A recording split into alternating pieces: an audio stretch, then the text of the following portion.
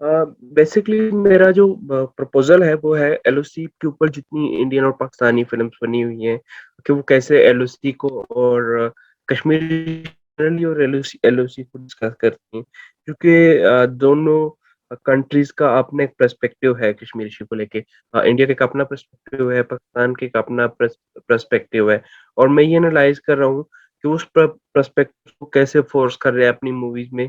जैसे अगर वो उसको दिखा रहे हैं कि एक मूवी है तो वो दिखा रहे हैं कि एलओसी जैसे इंडिया सपोज करते हैं तो ये दिखा रहे हैं कि एलओसी जो है वो उसको पाकिस्तान टूल यूज करता है वहां से जो मुजाहिदीन हैं या टेररिस्ट जो हैं वो इंडिया भेजने के लिए लॉन्चिंग के लिए।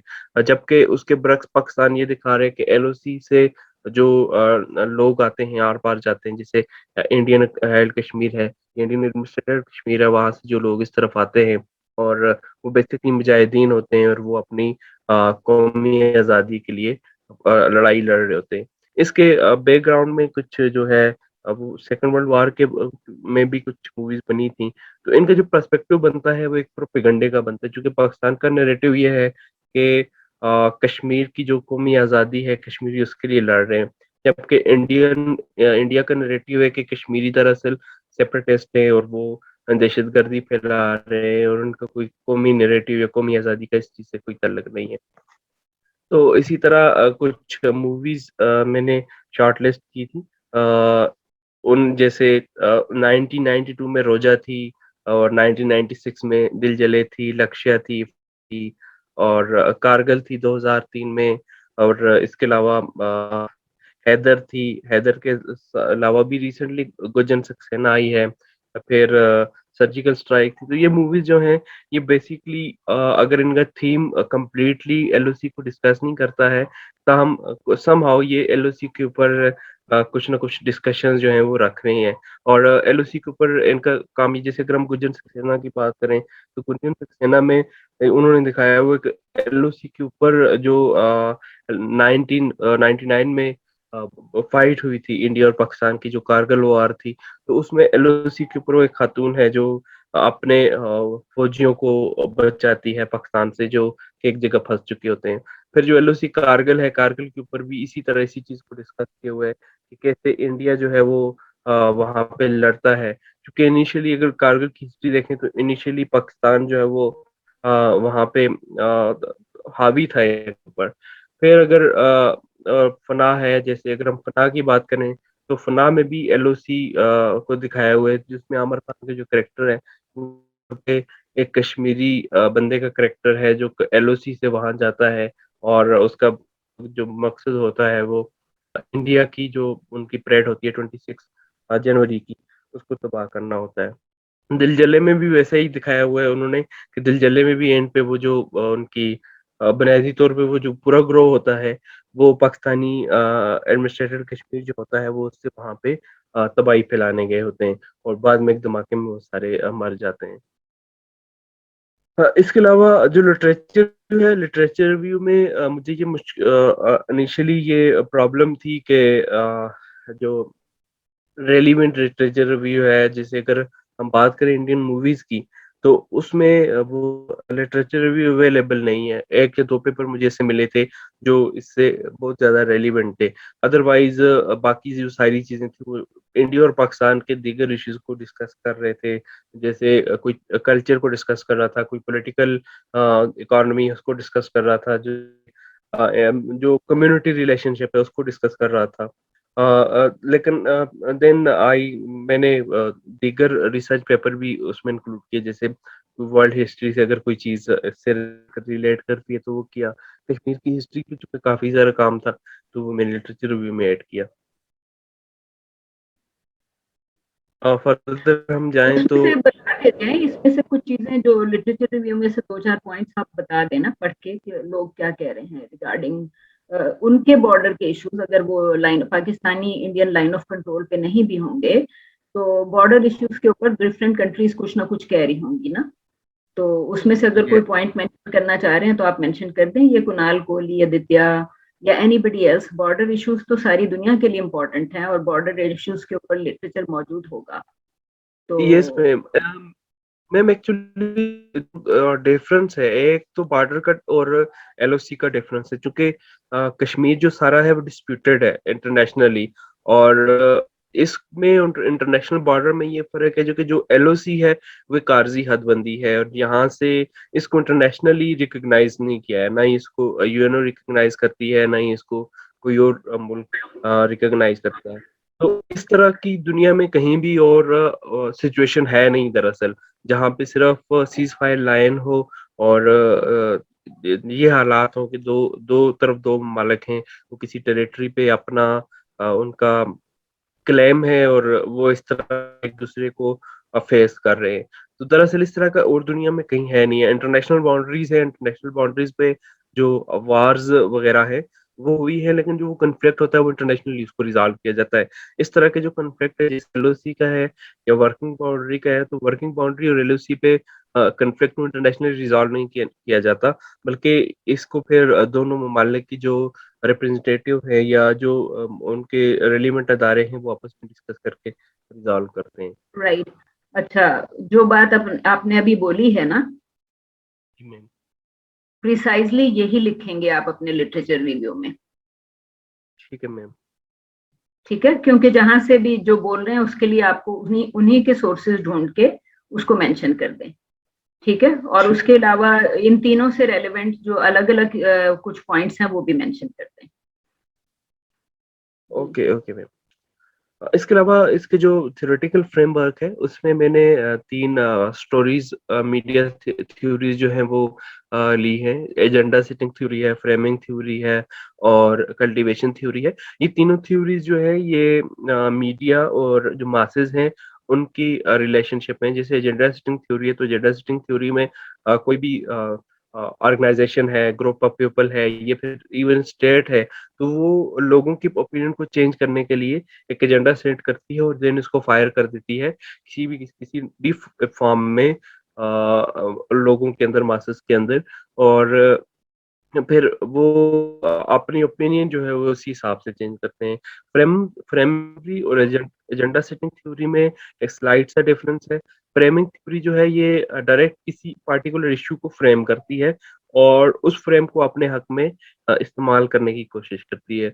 और जो कल्टीवेशन थ्योरी है, वो कल्टीवेशन थ्योरी भी यही डिस्कस करती है, कैसे लोगों की ओपिनियन को तब्दील किया जाए किसी भी इशू के ऊपर, किसी भी पॉजिटिव और नेगेटिव भी हो सकता है, कि उनको अपने राय में लोगों के ओपिनियन को चेंज करके कैसे इस्तेमाल किया जाए। रैशनल्स हैं, ये रैशनल में ये है कि ये हमें स्टडी जो है वो हेल्प करेगी कि एलओसी के ऊपर इंडिया और पाकिस्तान का जो ओपिनियन है, और जो वो मूवीज के अंदर पोर्ट्रे करते हैं उसमें क्या डिफरेंसेस हैं, और उसकी रियलिटी क्या है। ऑब्जेक्टिव्स में भी यही है कि हम इंडिया और पाकिस्तानी फिल्म जो हैं, जो इस इशू को डिस्कस करती हैं, हम उनको इन्वेस्टिगेट करेंगे, उनका कंटेंट एनालिसिस करेंगे, एनालाइज करेंगे और उसको देखेंगे। रिसर्च क्वेश्चन राइट नाउ मेरे पास 3 रिसर्च क्वेश्चन जो मैंने शॉर्ट लिस्ट किए हैं वो है, what's the main theme of Indian and Pakistani films on LOC. Actually जो मूवीज शॉर्ट लिस्ट की हुई हैं 10 मूवीज, उनमें से मेन थीम जो है वो क्या है या फिल्म्स का, और वो कैसे ऑन एलओसी में उनका क्या थीम है। India how Indian and Pakistani films on Kashmir dispute discuss Kashmir conflict, फिर वो मूवीज कश्मीर कॉन्फ्लिक्ट को कैसे डिस्कस करती हैं। How films of both countries present LOC, और तीसरा ये है कि वो एलओसी को इटसेल्फ प्रेजेंट कैसे करती हैं। वो इसको एक इंटरनेशनल बाउंड्री के तौर पे प्रेजेंट करती हैं, इसको एक कन्फ्लिक्ट टेरिटरी के, ये कन्फ्लिक्ट लाइन के तौर पर प्रेजेंट करती है, इसकी कोई और शक्ल है। रिसर्च मेथोडोलॉजी में हमारे पास वही है, इसको हम कंटेंट एनालाइज करेंगे, और इसकी क्वालिटेटिव रिसर्च होगी।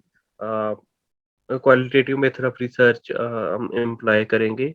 सैम्पलिंग यही है कि हमने 10 मूवीज शॉर्टलिस्ट की हुई हैं इंडियन की, और इंडियन और पाकिस्तानी, और वही इसकी सैम्पलिंग भी होगी।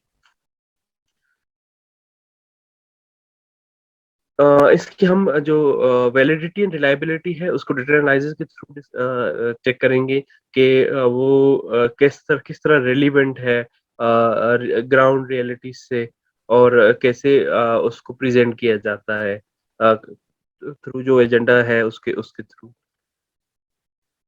That's it ma'am. Okay.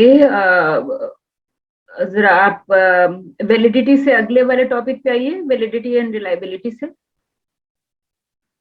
Ma'am इसके बाद आ जाता है डेटा कलेक्शन एंड एनालिसिस। जी, जी, एनालिसिस के लिए आप क्या मेथड यूज़ कर रहे हैं? Ma'am qualitative research method use होगा अच्छा, और हम क्वालिटेटिव एंड कंटेंट एनालिसिस वगैरह करेंगे। हाँ, नहीं उसको तो ये चूँकि आपकी हेडिंग थी ना, इसलिए आपको क्लैरिटी के साथ यहाँ पे बोलना पड़ेगा कि जी मेरा कंटेंट एनालिसिस मेथड में इस्तेमाल कर रहा हूँ। जी, यस क्वेश्चन? जी, एनी क्वेश्चंस?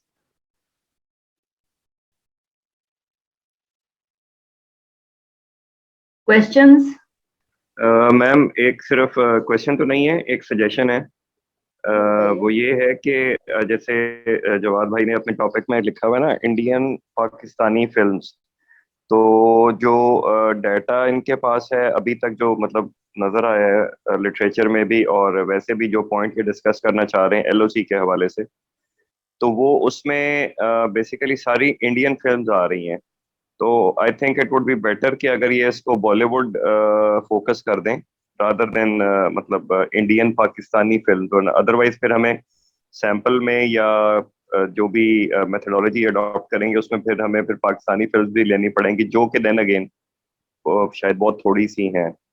सजेशन है, बाकी तो आई गेस कि हाँ, ठीक है नहीं, मैम, अच्छा बनाया हुआ है। आई थिंक कि बड़ी अच्छी सजेशन है। आप जवाब, डू यू रियलाइज कि वो ये आपसे कह रहे हैं कि आपने अभी तक कोई पाकिस्तानी फिल्म नहीं सिलेक्ट की? मैम मेरे पास जो पाकिस्तानी फ़िल्म्स हैं वो बेसिकली 3 ही पाकिस्तानी फ़िल्म्स हैं जो उससे बहुत क्लोज़ली रिलेट करती हैं या हाँ, आप उनका ये है खुदाई जुल उनका जलाल।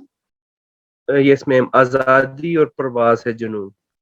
अच्छा, ये तीनों वो फिल्म्स हैं जो आईएसपीआर ने प्रोड्यूस की या कोई प्राइवेटली? अ, एक है मैम, एक है परवाज़ है जुनून आईएसपीआर की है, बाकी दोनों प्राइवेट प्रोडक्शन।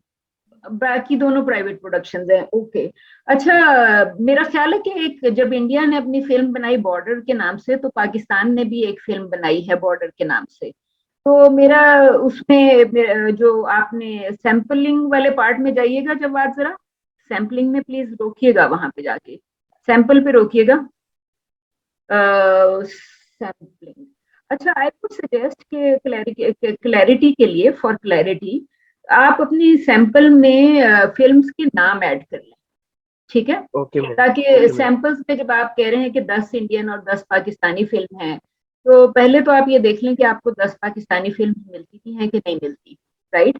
तो फिर नहीं, दूसरी नहीं, बात ये टोटल है कि टोटल 10 मूवीज़ हैं, 10 इंडियन या टोटल 10 पाकिस्तानी। टोटल अच्छा, 10 इंडियन और 10 पाकिस्तानी, तो मेरा ख्याल है 5-5 तो शायद आपको मिल ही जाएंगी।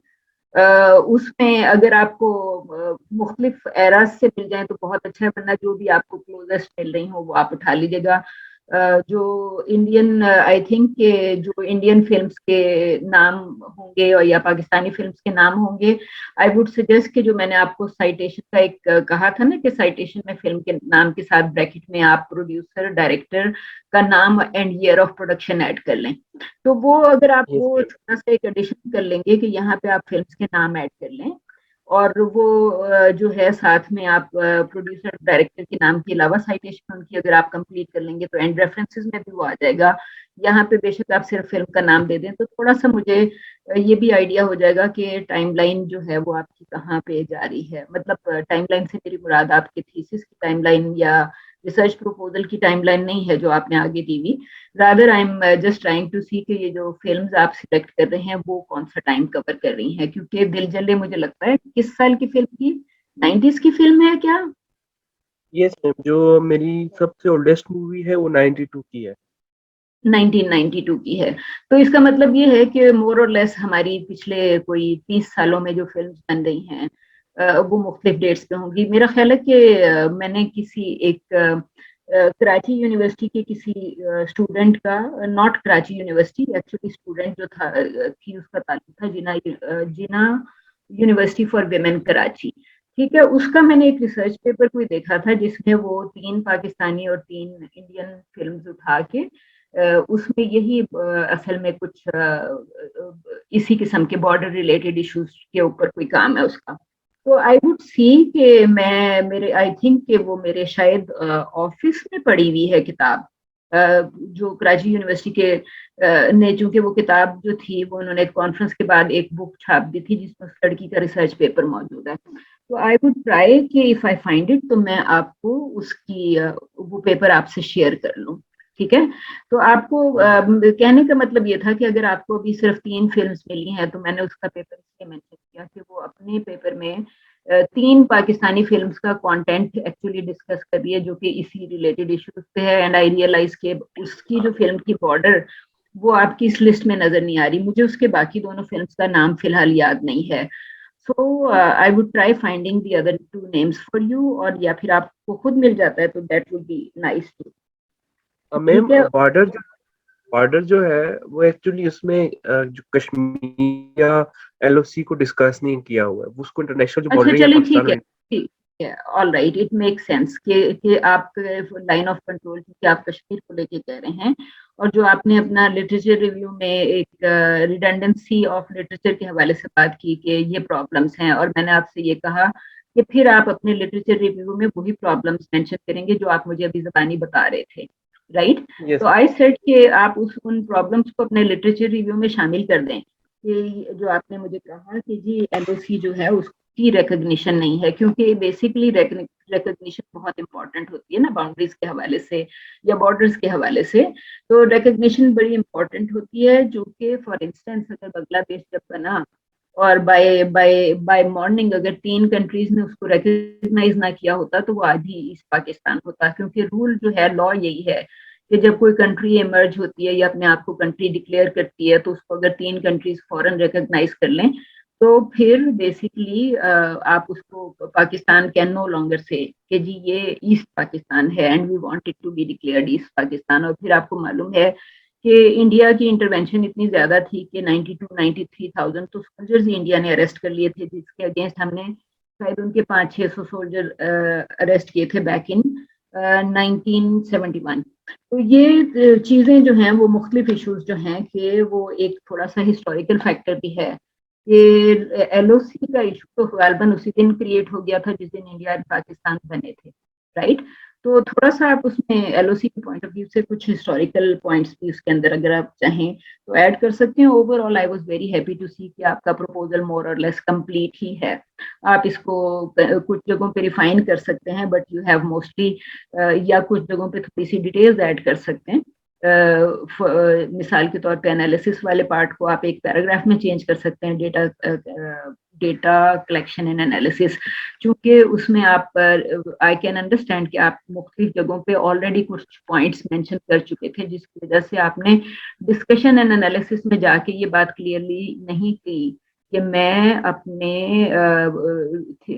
रिसर्च में डिस्कशन के लिए या एनालिसिस के लिए कंटेंट एनालिसिस मेथड इस्तेमाल करूंगा। उस पर आप जाके थोड़ा सा इलेबोरेट करके एक पैराग्राफ वहां पे लिख सकते थे, बट बेसिकली चूंकि आपने उसको ओपन कर दिया, एक लाइन ही लिख के चाहे ओपन कर दिया, तो आई थिंक कि आप you can easily complete that paragraph. ठीक है। दूसरी बात जो है वो मैं आपसे कहना ये चाह रही थी कि अगर आपको मैंने जब मैं आपके साथ आपका प्रपोजल डिस्कस कर रही थी 2-3 दिन पहले, तो मैंने आपको गूगल क्लासरूम में मेंशन किया था कि इंट्रोडक्शन देते हुए आपने किन किन पॉइंट्स को मेंशन करना है।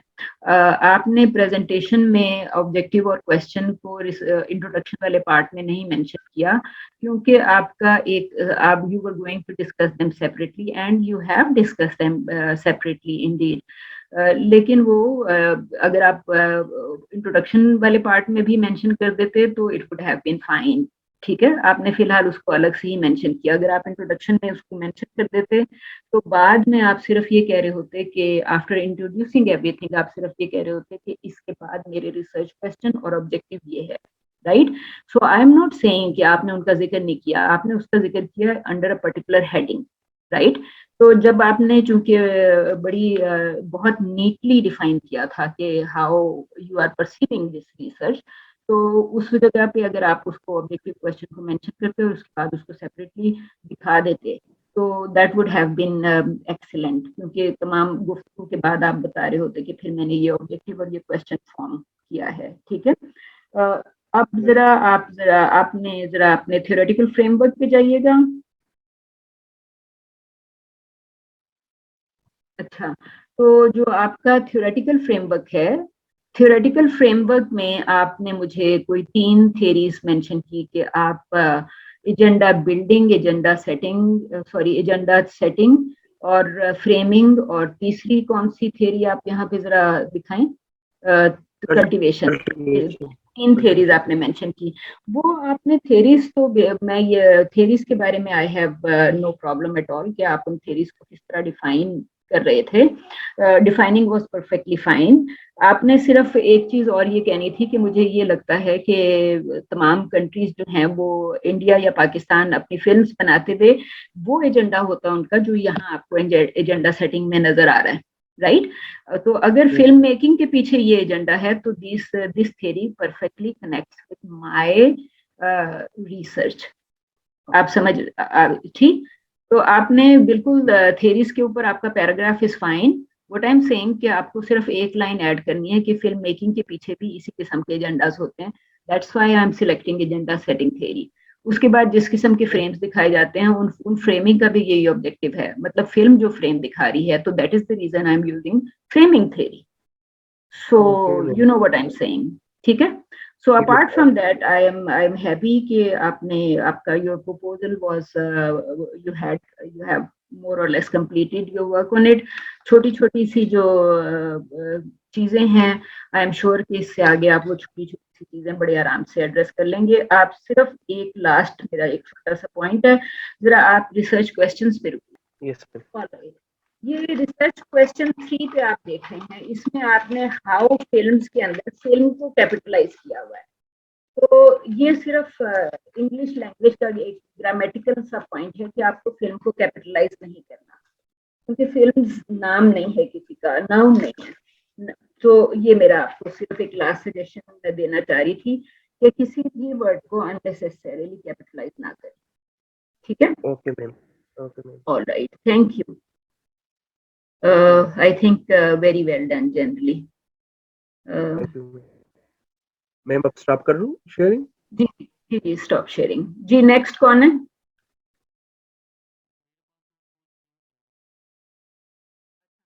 अस्सलाम वालेकुम, my name is Mohammad Afzal. मेरा जो रिसर्च टॉपिक है वो basically representation of LGBTQ in tutorials है। मैंने वेब सीरीज उठाई है जिसके अंदर सोशल इशू एलजीबीटीक्यू को डिफाइन किया गया है, और मैं इसको लेके एलजीबीटीक्यू इन इस्लामिक सोसाइटी लेके चलूंगा, और इस बारे में डिफरेंट क्वेश्चन और जो चीज़ें रेज होती हैं वो थोड़ा सा मैं इंट्रोडक्शन देना चाहूँगा वेब सीरीज के बारे में। ये एक फेमिनिस्ट मास्टरपीस था आसिम अब्बासी का, 2020 में रिलीज हुई है जी टीवी पे, और इसके अंदर डिफरेंट वुमेन एम्पावरमेंट के फीचर्स दिखाए गए हैं, और साथ ही उन्होंने डिफरेंट टैबू इश्यूज को भी डिस्कस किया गया, जिस वजह से ये पाकिस्तान में तो बैन हो गई लेकिन ये इंडिया में रिलीज हुई थी। तो इसमें इन्होंने यही बताया कि इसमें मतलब वुमेन एम्पावरमेंट के कुछ issues social different social classes में बताए थे। फिर साथ ही उसने एलजीबीटीक्यू इश्यूज डिस्कस किया था, जिसकी वजह से ये पैमरा और पीटीआई ने बैन कर दिया था। तो अब दो जो रिसर्चर यानी कि हम हैं वो LGBTQ issue in Islamic state like Pakistan ये डिस्कस करेंगे पूरे रिसर्च के अंदर।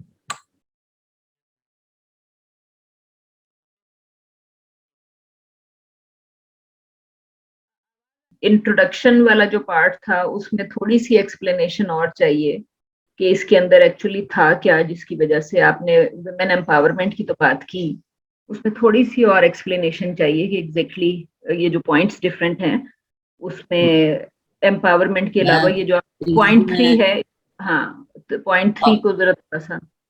अब लेस्बियंस के रिलेशनशिप दिखाए गए थे, 2 वुमेन्स थी जिनका आपस में उन्होंने रिलेशन दिखाया था। फिर उसके साथ ट्रांसजेंडर के साथ रिलेशन दिखाया था, जो मेन जहाँ से इनका सीरीज का ट्विस्ट चलता है, जिसके बाद इनका सारा वो सबके सामने ये आती हैं। तो वो बेसिकली एक आदमी का ट्रांसजेंडर के साथ रिलेशन था, तो वो उसकी वाइफ को बताते हैं कि इसका उसके साथ रिलेशन है, तो वो फिर उसकी वाइफ उसको मर्डर कर देती है। तो फिर वो जब टीवी पे आता है तो फिर इनके खिलाफ लोगों की मुहिम चलती है। और ये इस्लामिक मतलब अब हम एक इस्लामिक स्टेट में, तो हम इस कॉन्सेप्ट का करेंगे कि मतलब LGBTQ दिखाने का क्या हमारी इस्लामिक सोसाइटी पे क्या असर हो सकता है, ये दिखाना चाहिए था ये चीजें कि नहीं। रेशनल रेशनल के अंदर यही है कि हम करेंगे कि जिस तरह मैंने बताया कि ये LGBTQ एक जो चुड़ैल्स के अंदर हमें सारी रिप्रेजेंटेशन दिखाई गई है वो एक इस्लामिक कल्चर और हमारे नॉर्म्स के खिलाफ है। तो हम इसके अंदर डिस्कस करेंगे कि आया ये चीजें दिखाने से, सेम सेक्स ओरिएंटेशन या ये दिखाने से हमारे सोसाइटी पे क्या इम्पैक्ट आ होगा। या तो हमें क्या नाम है हेट्रोसेक्स ही दिखाना चाहिए, या तो फिर ये चीजें हमें टैबू इशू को उठाना चाहिए। तो इन उठाने से हमारे कल्चर और इस्लामिक नॉर्म्स पे क्या इफेक्ट होना है और सोसाइटी पे क्या इम्पैक्ट होता है। तो उसके लिए जो हमारे ऑब्जेक्टिव हैं वो यही है कि हम क्या नाम है इसकी LGBTQ की रिप्रेजेंटेशन को स्टडी करेंगे विद इन चुड़ैल्स, और हम लेंगे पब्लिक रिस्पांस लेंगे इन रिप्रेजेंटेशन ऑफ LGBTQ इन चुड़ैल्स। तो उसके लिए हमारे दो रिसर्च क्वेश्चन होंगे कि जो वेब सीरीज के अंदर इस इशू को रिप्रेजेंट किया गया है, तो उसका आंसर करने के लिए हम क्या नाम है सोशल रिस्पांस देखेंगे, क्या नाम है एग्जामिन करेंगे LGBTQ के जो जितने भी जो इसकी 10 एपिसोड हैं उसके अंदर किस तरह LGBTQ को दिखाया गया है। और दूसरा हम जो है वो सोसाइटी से सर्वे करेंगे कि ये चीज़ें दिखानी चाहिए, शोकेस करनी चाहिए कि नहीं करनी चाहिए। तो उसके लिए फिर हमारा ये है कि सर्वे होगा। How does the web series represent the issue of LGBTQ in Pakistan? To answer this question, I will examine the representation of LGBTQ and social response to the situation within the web series. Okay, great. Or second, in gender produced in our society and the same as shows in web series, how our society take if someone will have a sexual relations with same gender or transgender. To answer this question, I will conduct a survey. Limitations के अंदर ये कि ये web series Pakistan के अंदर ban हो चुकी थी और हमें जो सर्वे मिलेगा वो एक लिमिटेड लोगों से मिलेगा, तो ये हमारी जो है उस चीज़ की हमारी रिसर्च की लिमिटेशंस होंगी। दो रिसर्च मेथड्स हम यूज़ करेंगे। एक तो हम करेंगे चुड़ैल्स को हम स्टडी करेंगे, उसकी रिप्रेजेंटेशन के LGBTQ का पब्लिक में क्या इफेक्ट है, और दूसरा हम सर्वे करेंगे, पब्लिक रिस्पांस लेंगे सर्वे के थ्रू। दो रिसर्च मेथोडोलॉजी यूज़ करेंगे। सैम्पलिंग के अंदर हम जैसे कि पहले बताया कंटेंट एनालाइज करेंगे चुड़ैल्स का और सर्वे करेंगे। इसके अब सैंपल टेक्निक्स हैं दो, इसके 10 एपिसोड्स हैं जिसमें डिफरेंट जगहों पे दिखाया गया है LGBTQ का रिलेशन। और जो दूसरा सर्वे हम करेंगे वो मैरिड और नॉन मैरिड और अनमैरिड दोनों लोगों से करेंगे, वुमेन मेंस सब, ताकि हमारे पास एक जेनेरिक सर्वे हो सके। और सैंपल साइज है 10 एपिसोड ऑफ चुड़ैल्स और 100 questionnaire that will be distributed in public. और ये जो है ये हम थ्रू इंस्टाग्राम, व्हाट्सएप, टेलीग्राम, किसी भी सोशल मीडिया प्लेटफॉर्म के जरिए हम इसको डिस्ट्रीब्यूट करेंगे। ये that's all from my side. Validation पे आपने बात नहीं की और मैम वो वाला पार्ट मैंने अभी तक नहीं किया। कोई बात नहीं, आपकी अगर उसमें अगर आपकी वर्ड फाइल में मौजूद है तो बेशक वहां से आप खोल के बात कर लें। नहीं मैम, मैंने वो वाला पार्ट अभी तक किया ही नहीं है। अच्छा, आपने लिखा नहीं है, लेकिन आपने आपको एक स्लाइड डिस्कशन एंड एनालिसिस पे डाल लेना चाहिए था, क्योंकि डिस्कशन एंड एनालिसिस के पॉइंट ऑफ व्यू से तो आई थिंक के बात आसान थी। तो वो दो चीजें आप इसमें, दो स्लाइड्स आप ऐड कर लें उसके ऊपर। जी कमेंट्स? मैम मुझे ये रिप्रेजेंटेशन, ये जो रिसर्च क्वेश्चन में वर्ड लिखा हुआ है, आई will examine the representation of LGBTQ, ये मुझे रिप्रेजेंटेशन की वो मेजरमेंट का जानना है, मतलब किस हिसाब से रिप्रेजेंट मेजर कर रहे हैं।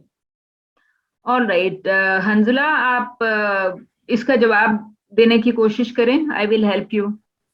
रिप्रेजेंटेशन ऑफ LGBTQ और उनका जो सोशल मतलब जो चीजें वो उसके अंदर दिखा रहे थे और उसी में उधर कुछ पब्लिक ओपिनियन भी आ रहा था, उसी वेब सीरीज के अंदर उनके खिलाफ स्ट्राइक्स हो रही थी और वो सारी चीजें। तो वो representation of LGBTQ and social response का ये मतलब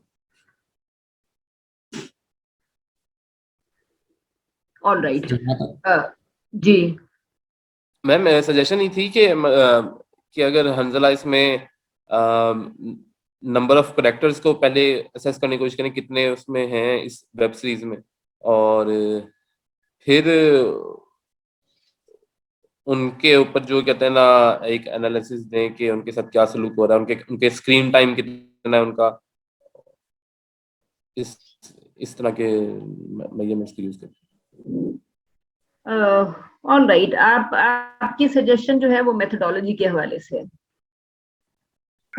मेरा एक पॉइंट ये था कि जैसे अभी आतिर भाई ने बात की रिप्रेजेंटेशन की, मतलब हंदला ने जैसे मैं टॉपिक में रिप्रेजेंटेशन का रखा हुआ है, तो आई बिलीव कि शायद प्रेजेंटेशन का वर्ड ज़्यादा बेहतर होगा रादर देन रिप्रेजेंटेशन, क्योंकि यहाँ तो वो पोर्ट्रे कर रहे हैं एक इशू को LGBTQ के, तो उनकी प्रेजेंटेशन उस वेब सीरीज में कैसी हुई है।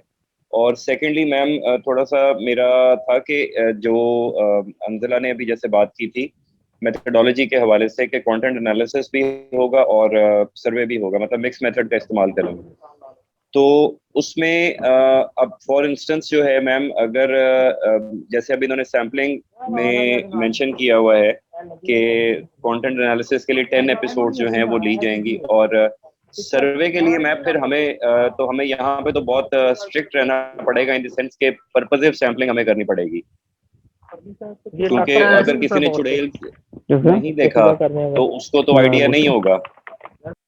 जी मैम, मैं उसकी वजह मैम ये है, या तो एक एक्सपेरिमेंटल स्टडी कंडक्ट हो ना, जिसके अंदर मैं फॉर इंस्टेंस जो है वो लोगों को इस वेब सीरीज के कुछ एपिसोड्स के हिस्से दिखा दूं। अब बहुत सारे तो मैम ऐसे होंगे जिनको LGBTQ आप बताएंगे तो उनको एग्जैक्टली पहले तो पता ही नहीं लगेगा, तो डाटा एडमिनिस्ट्रेशन के दौरान में फिर रिसर्चर को बहुत ज़्यादा काम करना पड़ेगा इस चीज़ के ऊपर कि वो हर चीज़ को एक एक पॉइंट को लेकर पहले एक्सप्लेन करेगा और फिर उसके बाद जो है लोगों से डाटा इकट्ठा करेगा। या अगर वो जनरल परसेप्शन मालूम करना चाह रहा है कि LGBTQ के हवाले से लोगों की राय क्या है, तो फिर उस सूरत में तो आई थिंक कि शायद मतलब ये वाला तरीका चल जाएगा। अदरवाइज आई थिंक मेथोडोलॉजी के अंदर इट वुड बी बेटर कि हम जो है वो मतलब या तो पर्पसिव सैम्पलिंग कर लें या फिर हम एक्सपेरिमेंटल स्टडी कंडक्ट कर लें कि जिसके जरिए से हम एग्जैक्टली जो चीज़ पॉइंट आउट करना चाह रहे हैं, जैसे अंजला के टॉपिक के अंदर है रिप्रेजेंटेशन या प्रेजेंटेशन व्हाटसोएवर, वो ज्यादा बेहतर तरीके से आई गेस के फिर पता लग जाएगा। ओके हंजला, आपका कोई रिस्पांस? जी ये इसी शजी भाई के क्वेश्चन के, ये आपसे मैंने उस दिन डिस्कस किया था कि मतलब हम उन लोगों से लेंगे सैंपल जिनसे जिन्होंने देखा हुआ या जेनेरिक, तो वो फिर हम लोगों का यही डिसाइड हुआ था कि जेनेरिक लेंगे सबसे, LGBTQ के बारे में जेनेरिक सैंपल लेंगे। हंजला अपने क्वेश्चंस के ऊपर जाएं, आपका क्वेश्चन बताएगा कि आपको क्या करना चाहिए, जरा आप अपने क्वेश्चन पे जाएं।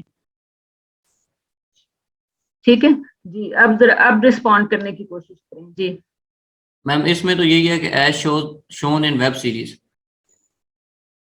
ऑल राइट, देखें वेब सीरीज तो आपका पहला क्वेश्चन है ना, जो आप कंटेंट एनालिसिस की बात कर रहे हैं। Yes ma'am. राइट, आतिर ने जो आपको मशवरा दिया था वो ये था कि वेब सीरीज के अंदर से वो ये कह रहा था कि आप कोडिंग करें, वो आपको कैरेक्टर्स के हवाले से कह रहा था कि आप डिफरेंट मेथोडोलॉजी में जब जाते हैं तो क्वेश्चन को आप मेथोडोलॉजी से सिलेक्ट करेंगे ना, कनेक्ट करेंगे। तो आपने यहाँ पे लिखा भी कि to answer this question I will examine the representations of LGBTQ। ठीक है, तो वो आतिर आपको जो मशवरा दे रहा था, आतिर ये मशवरा दे रहा था कि जो वेब सीरीज में LGBTQ कैरेक्टर्स हैं, आप उनका स्क्रीन टाइम और मुख्तलिफ चीजों को अगर आप मेजरमेंट के लिए इस्तेमाल करें कि कौन सा कैरेक्टर, मिसाल के तौर पे ये जो आपने 5 कैटेगरीज बनाई हुई हैं, इन 5 कैटेगरीज में डिफरेंट कैरेक्टर्स को कितना टाइम मिला, तो वो आपको मेजरमेंट के लिए आपको आतिर जो है वो उस तरह की सजेशन दे रहा था, जो कि आपको content analysis point of view से मशवरा दे रहा था। शजी ने जो आपसे बात की है, वो शजी ने आपसे बात ये की है कि एक तो शजी का जो पहला क्वेश्चन था कि जी प्रेजेंटेशन कैसी है, तो शजी आपके सवाल का जवाब सिर्फ इतना ही है कि वेब सीरीज जो है, सोसाइटी में जो LGBTQ कैरेक्टर्स मौजूद हैं, web series actually is trying to represent them. ठीक है, तो आप कह रहे हैं कि जी प्रेजेंटेशन का वर्ड इस्तेमाल करें बजाय रिप्रेजेंटेशन के, तो आई वुड से कि ये actually web series is representing the LGBTQ community, ऐसा ही है ना? यस उनको मैम। रिप्रेजेंट ही जी, वो कर ना। ठीक, चले, ठीक है मैम। हाँ, मतलब उसके लिए जो रिप्रेजेंटेशन का वर्ड है वो आप तो कह रहे हैं कि जी उनको प्रेजेंट किस तरह किया। अगर हम फोकस प्रेजेंट पे करेंगे तो फिर हमें शायद कुछ और डेटा भी चाहिए होगा, जिसको जिसको आप शायद कंपैरिजन के लिए इस्तेमाल कर लेंगे या किसी और तरीके से इस्तेमाल कर लेंगे। जबकि प्रेजेंटली इसका जो है वो रियलिटी एंड रिप्रेजेंटेशन का जो कंपैरिजन है वो रिप्रेजेंटेशन की डिस्कशन में एक्चुअली आ जाएगा कि how is web series representing the LGBT community of Pakistan. ठीक है, तो हंजला मैं आपसे सिर्फ इतना कहूंगी कि बेसिकली जब आपने अभी प्रेजेंटेशन की तो प्रेजेंटेशन के दौरान एक चीज जो मुसलसल फील हो रही थी वो ये थी कि आपका जो मेन फोकस है वो सोसाइटी के ऊपर है। ठीक है, तो क्योंकि क्योंकि जितनी मर्तबा आपने वेब सीरीज की भी बात की तो वेब सीरीज की बात करते थे जिस तरह से आप प्रेजेंट कर रहे थे उससे ये नहीं लग रहा था काफी सारी जगहों पे, बल्कि ये लग रहा था कि जो आपकी एग्जामिनेशन ऑफ कंटेंट है ऑफ सीरीज जो भी है ये आपकी, तो वो ये लग रहा था कि आप जो है वेब सीरीज के कंटेंट को एनालाइज करते वक्त भी आपके जहन में ज्यादातर सोसाइटी ही है। Yes ma'am. तो उसमें आपसे मैं सिर्फ ये कहूंगी कि मिसाल के तौर पे अगर इस वक्त आपके प्रपोजल में अगर सिर्फ एक मेथड होता, ठीक है, तो उस विच वुड बी से कि अगर आप सिर्फ सीरीज को ही एनालाइज कर रहे होते, तो अगर आप सीरीज को एनालाइज कर रहे होते तो फिर आप देखें आपके क्वेश्चन में यहाँ पे एक वर्ड है तीसरी लाइन में, ये आपका ये वर्ड है विद इन। आप देख रहे हैं situations with in the web series.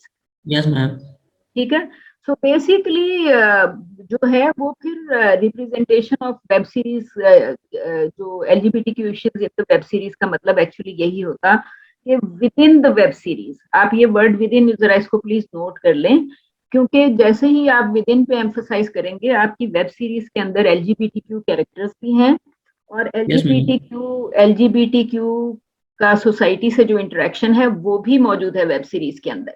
आपको मालूम है ना, सोसाइटी डेफिनेटली आपकी वेब सीरीज तो बनेगी ही नहीं जब तक उसके अंदर आपको मल्टीपल कैरेक्टर्स एक दूसरे के साथ रिएक्ट करता नजर ना आए। ऐसे ही है ना कि जो भी एलजीबीटीक्यू का जो भी इशू है वो उसके अंदर social reaction with in the web series भी होगा, राइट? तो शजी आपको मेरी बात समझ में आ रही है मैं क्या कह रही हूँ?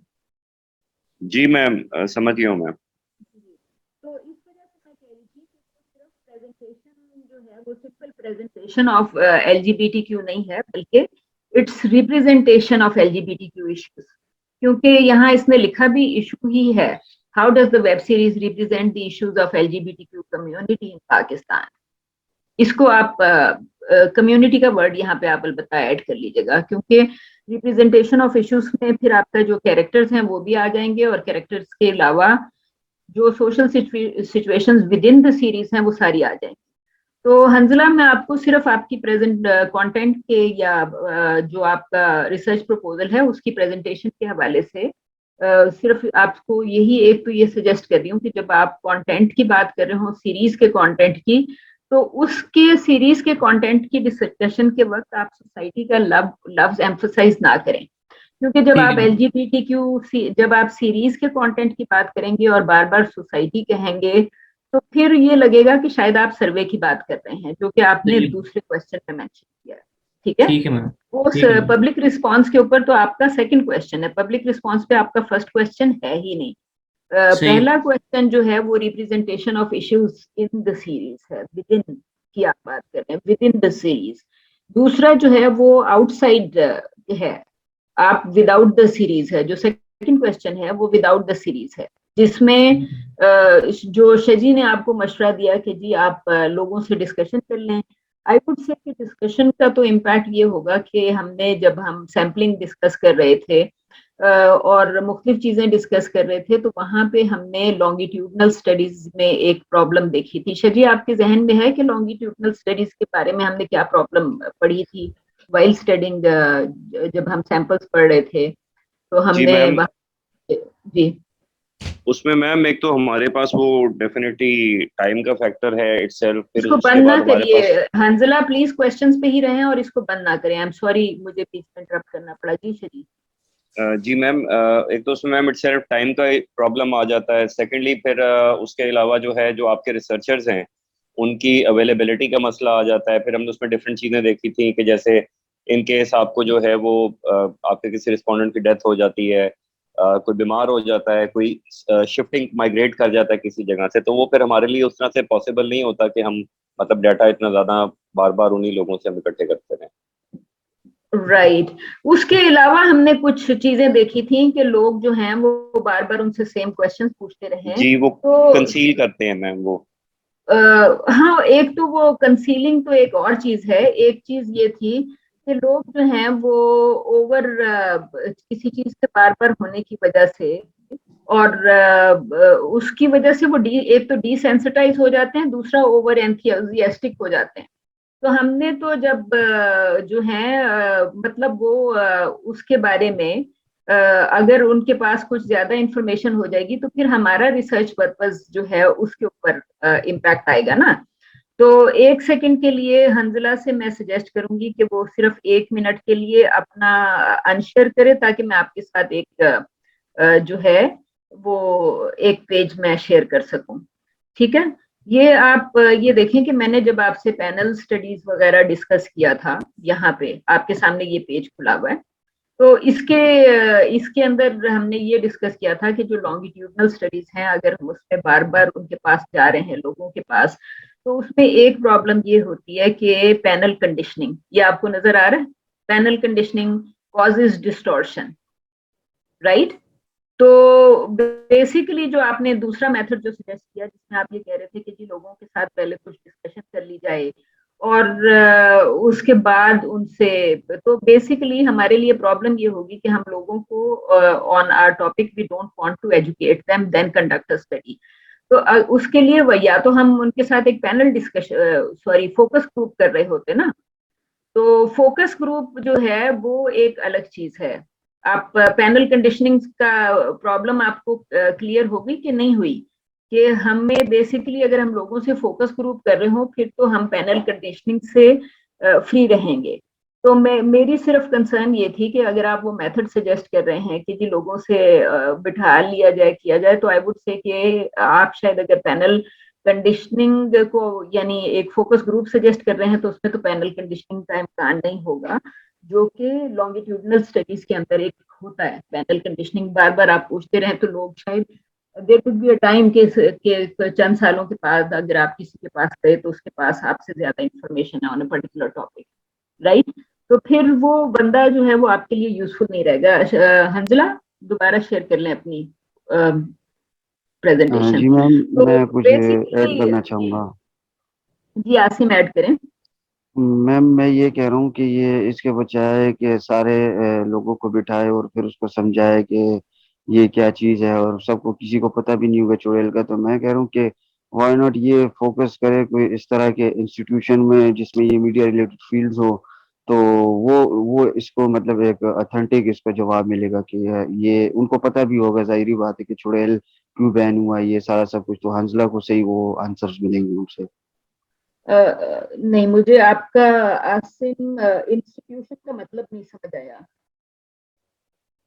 मीन्स के मैम, ये चुड़ैल का तो हर बंदे को नहीं पता ना, ये सिर्फ ये मीडिया रिलेटेड फील्ड्स वाले जो बंदे होते हैं ना उनको पता होगा कि हाँ क्यों बैन हुआ डेफिनेटली। है। तो आप ये कह रहे हैं कि जो टेलीविजन या प्रोग्राम मेकिंग कम्युनिटी है उनका एक जो है वो किया जाए, जी जी बिल्कुल, जी जी। इंटरव्यूज वगैरह किए जाए इसके ऊपर, राइट। ओके जी जी। हंजला, मैं सिर्फ ये कहूंगी कि ये डिफरेंट सजेशंस हैं। इन सजेशंस का ताल्लुक एक्चुअली इस बात से कि आपका क्वेश्चन है क्या, राइट।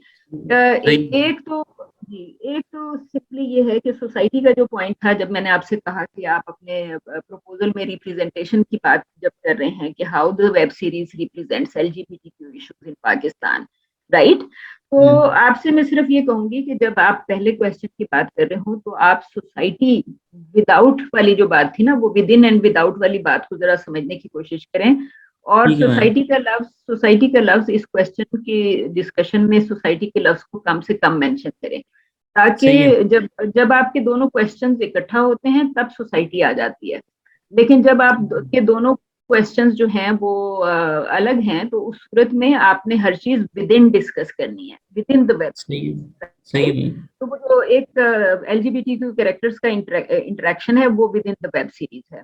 दूसरा ये कि जो आतिर ने आपको मेंशन किया था कि आप मेजरमेंट के लिए इन लोगों का स्क्रीन टाइम वगैरह देख लें, तो आई वुड से कि वो एक और मतलब हम जब कंटेंट एनालिसिस वगैरह कर रहे होते हैं तो उस किस्म की भी एक अप्रोच होती है जो आतिर आपको सजेस्ट कर रहा है। That is one type of approach कि आपने डिफरेंट कैरेक्टर्स को देखा, उनके डायलॉग्स देखे, उनकी उनकी स्क्रीन टाइम वगैरह देखे, राइट। तो वो that is another way of approaching कि आप अपने कंटेंट को एनालाइज किस तरीके से कर रहे हैं। अपार्ट फ्रॉम दैट, जो आपने आतिफ के क्वेश्चन का दूसरा जवाब ये है कि जब आप डिफरेंट सीन्स को देख रहे होते हैं और सीन्स को क्लोजली एनालाइज कर रहे होते हैं, तो सीन्स की क्लोज एनालिसिस में it is not always essential कि आप इंडिविजुअल कैरेक्टर्स का जो है वो स्क्रीन टाइम की मेजरमेंट करें। तो बेसिकली जो आपने इवेंचुअली जो आपने टूल बनाना है दैट बिकम्स वेरी इंपॉर्टेंट कि जो आपने टूल बनाया, क्योंकि हर रिसर्च के अंदर आपको एक टूल तो चाहिए होगा ना Yes, ma'am. For measurement of what ever question you have. तो आपके क्वेश्चन का डायरेक्ट रिलेशनशिप होगा कि आप कैरेक्टर्स की लिस्ट बनाएंगे या कैरेक्टर्स हर उस लिस्ट के मुताबिक LGBT कैरेक्टर्स का स्क्रीन टाइम नोटिस करेंगे और फिर ये देखेंगे कि इन 5 कैटेगरीज में किस कैटेगरी का कितना स्क्रीन टाइम है। तो वो एक और तरह की आपको एक कंटेंट एनालिसिस आपको प्रोड्यूस करेगी, राइट।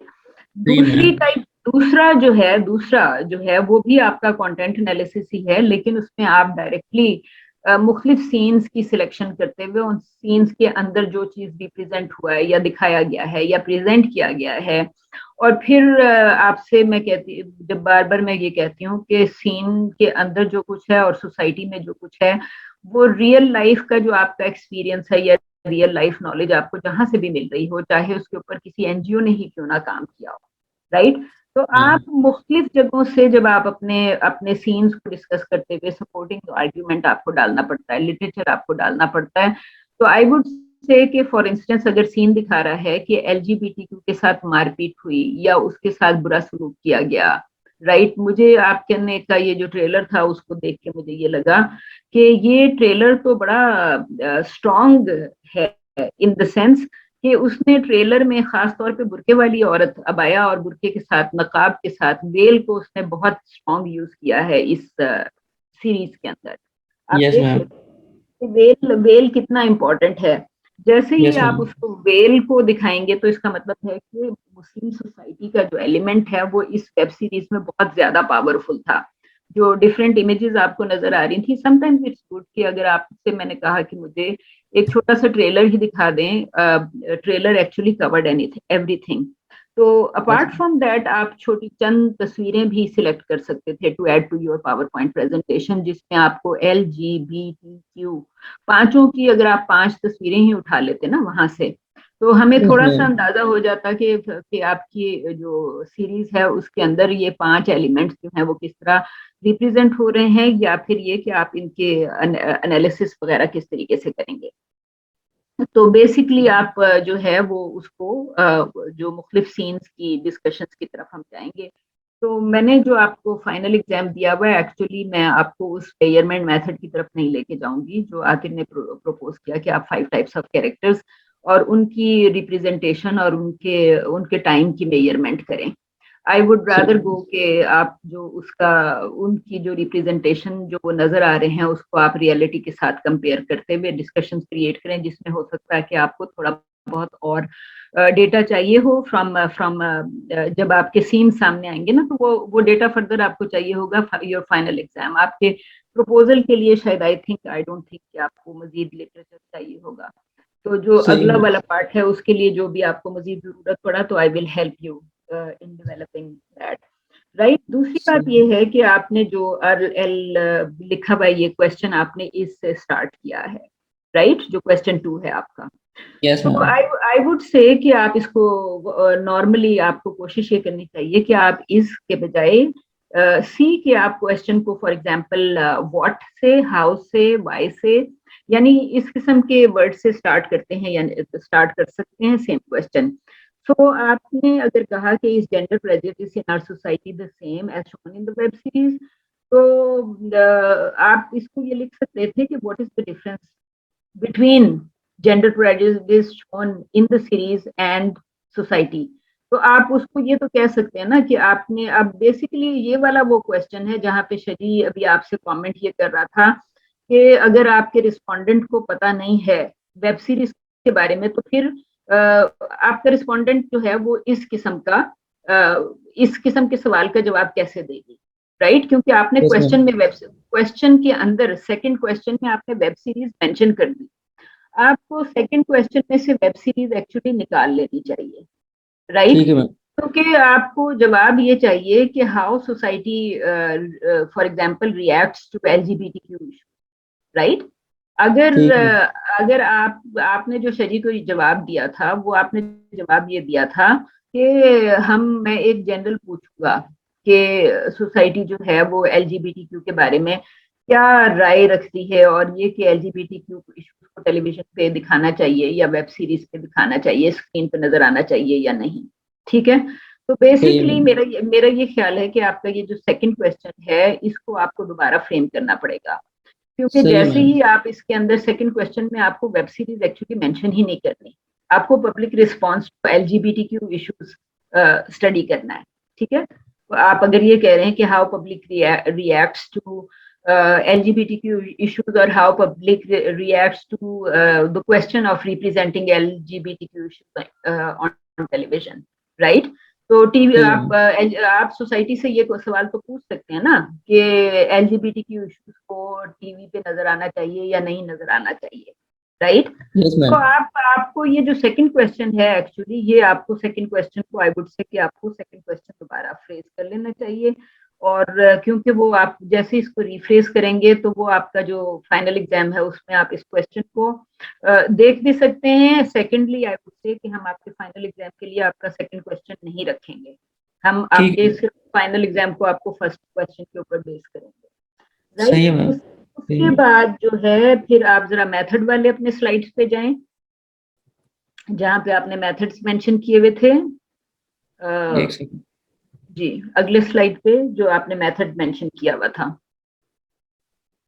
अच्छा, तो मेथड्स पे, सॉरी सैम्पलिंग पे नहीं कहा मैंने आपसे, साइज पे भी नहीं कहा, सिंपल मेथड जो आपका है मेथड वाले पेज पे अगर जाएंगे स्लाइड पे, एक मिनट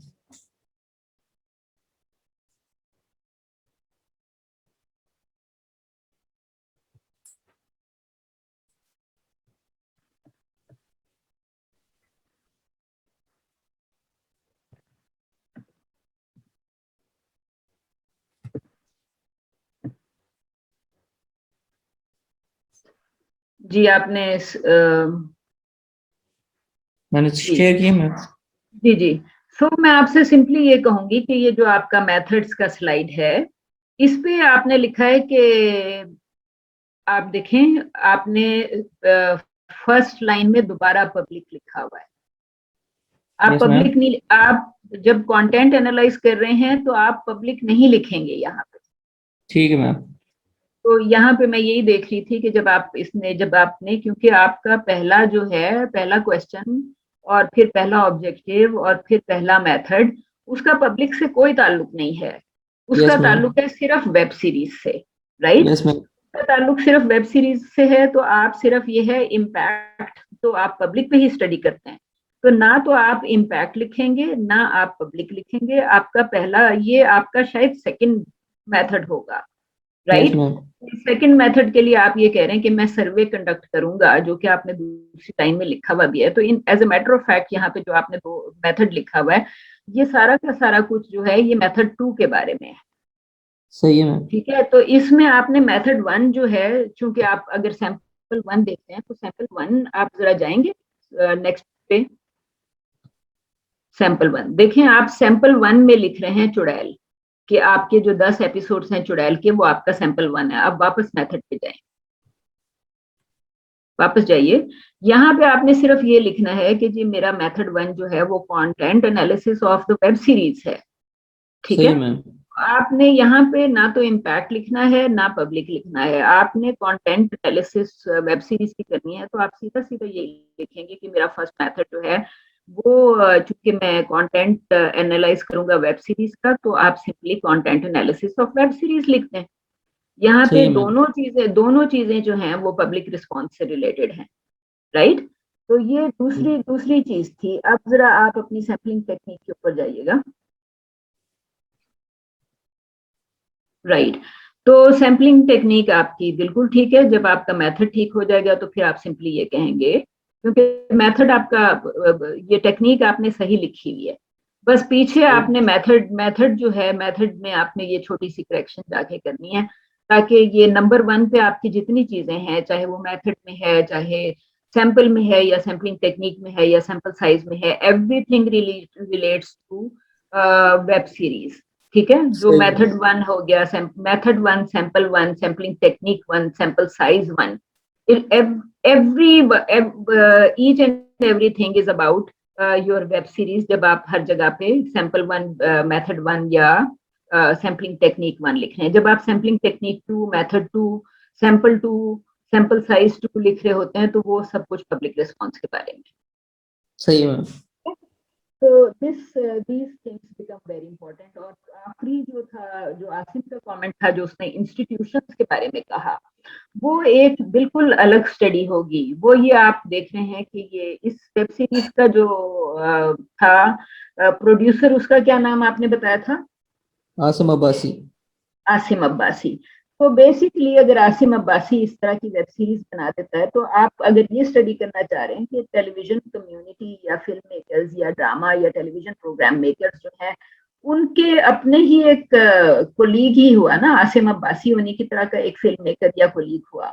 तो आप उसमें ये कह सकते हैं कि जी मेरा, अगर आपका ये क्वेश्चन होता कि टेलीविजन कम्युनिटी या टेलीविजन प्रोग्राम मेकर्स जो हैं, वो उनकी क्या रिस्पॉन्स है कि इस किस्म की वेब सीरीज या टेलीविजन सीरीज या ड्रामा सीरियल बनना चाहिए या नहीं, राइट। तो उस सूरत में आप वो मेथड ऑफ स्टडी इस्तेमाल करेंगे जो आसिम ने प्रपोज किया, ठीक है। क्योंकि ये बड़ा इंपॉर्टेंट क्वेश्चन है, सिर्फ पब्लिक का से रिलेटेड क्वेश्चन नहीं है, बल्कि टेलीविजन प्रोग्राम मेकर से भी रिलेटेड है। लेकिन उसके लिए फिर आपका तो अगर वो रिसर्च क्वेश्चन ही नहीं है ना, आपका ऑब्जेक्टिव ऑफ स्टडी है, तो वो जो आसिम ने जो सजेस्ट किया, वो चूंकि आपके ऑब्जेक्टिव और क्वेश्चन से रिलेट नहीं करता, तो आई वुड से कि वो मेथड आपको फिलहाल नहीं चाहिए।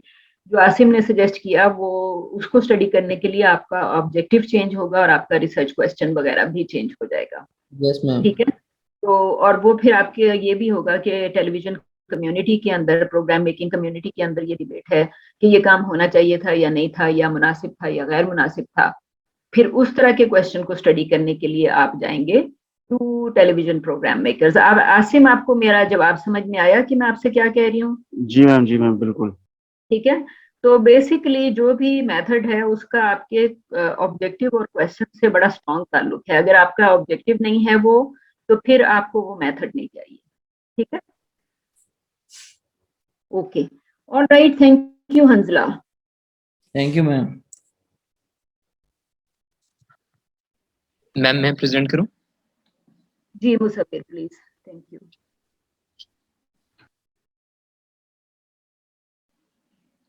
Assalamu alaikum. The topic of my research proposal is Abbas Kiarostami's methods of bridging documentary and fiction.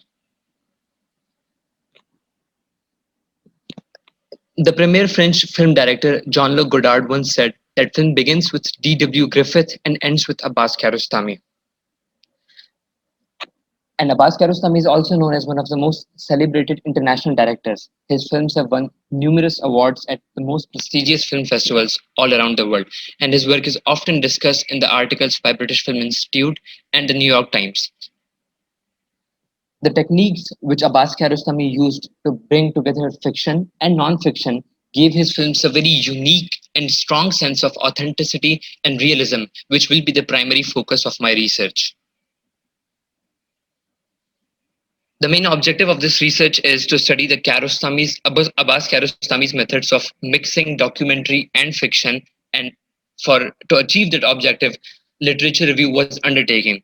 The literature review mainly focuses on a variety of research articles and interviews that discuss Kiarostami's methods of filmmaking, which include his style of cinematography, which is quite similar to the Italian neorealist style, his use of original locations in his films instead of using sets or instead of using artificial sets for his films, and his method of working with actors, which is one of the primary reasons his work is similar to that of Italian neorealist films, but it is at the same time very distinguishable and distinctive from the neorealist films, because that his method of working with actors is very unique. Abbas Kiarostami's quest of achieving a higher level of reality in his films was often achieved by introducing unreal elements in the narrative. Whatever helped the narrative and whatever made the narrative stronger, whatever made the reality of the film stronger, Abbas introduced such elements which helped achieve his goal, regardless of those elements if they were part of the fiction or part of the non-fiction. The research design consists of the research method, and my research method would be content analysis. The sampling technique that was chosen was that of a non-probability nature, and it is purposive sampling, in which we will pick one definitive film where Abbas Kiarostami's method of working is very representative.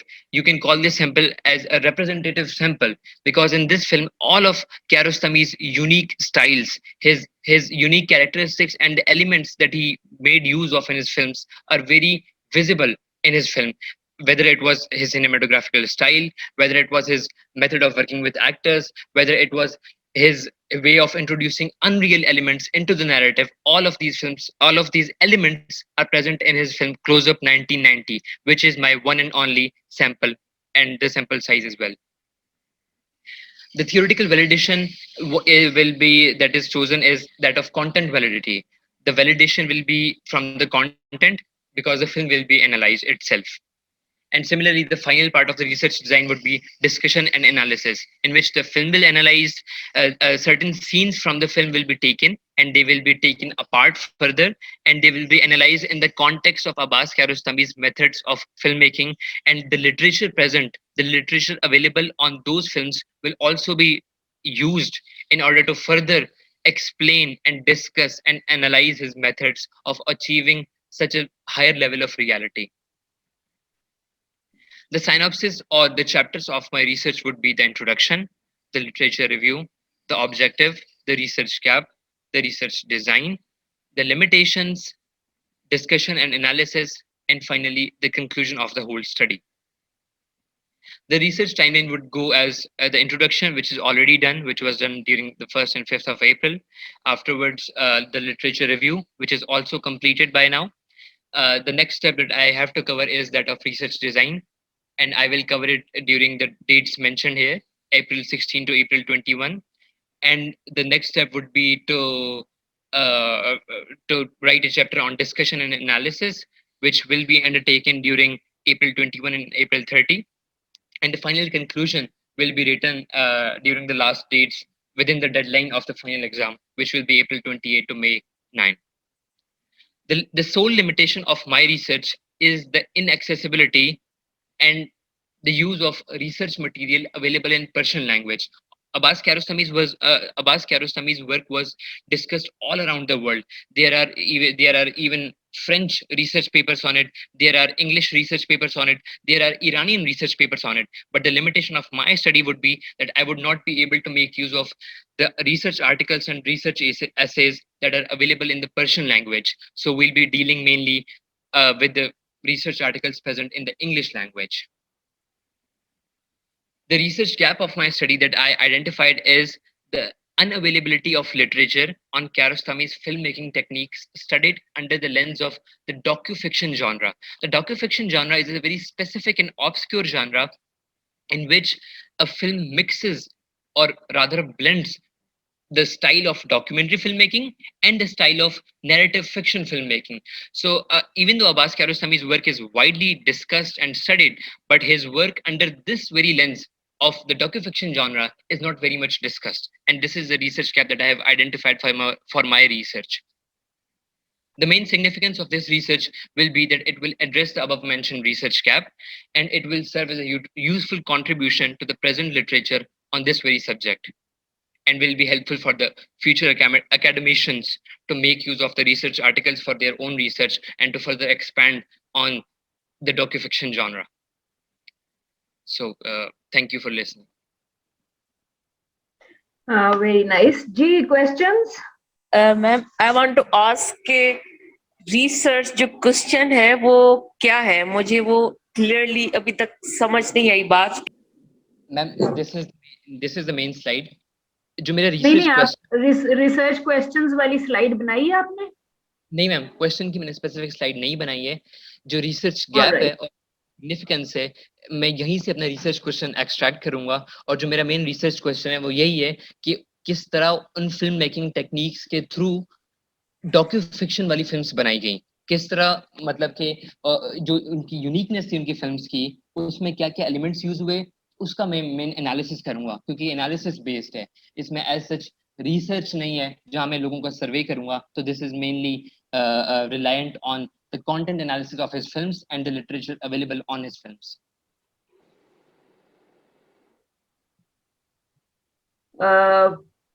Okay, Kainat आपको दोबारा frame करवाना है और is it good? नहीं ma'am, मैं देख तो रही हूँ बिल्कुल, but okay.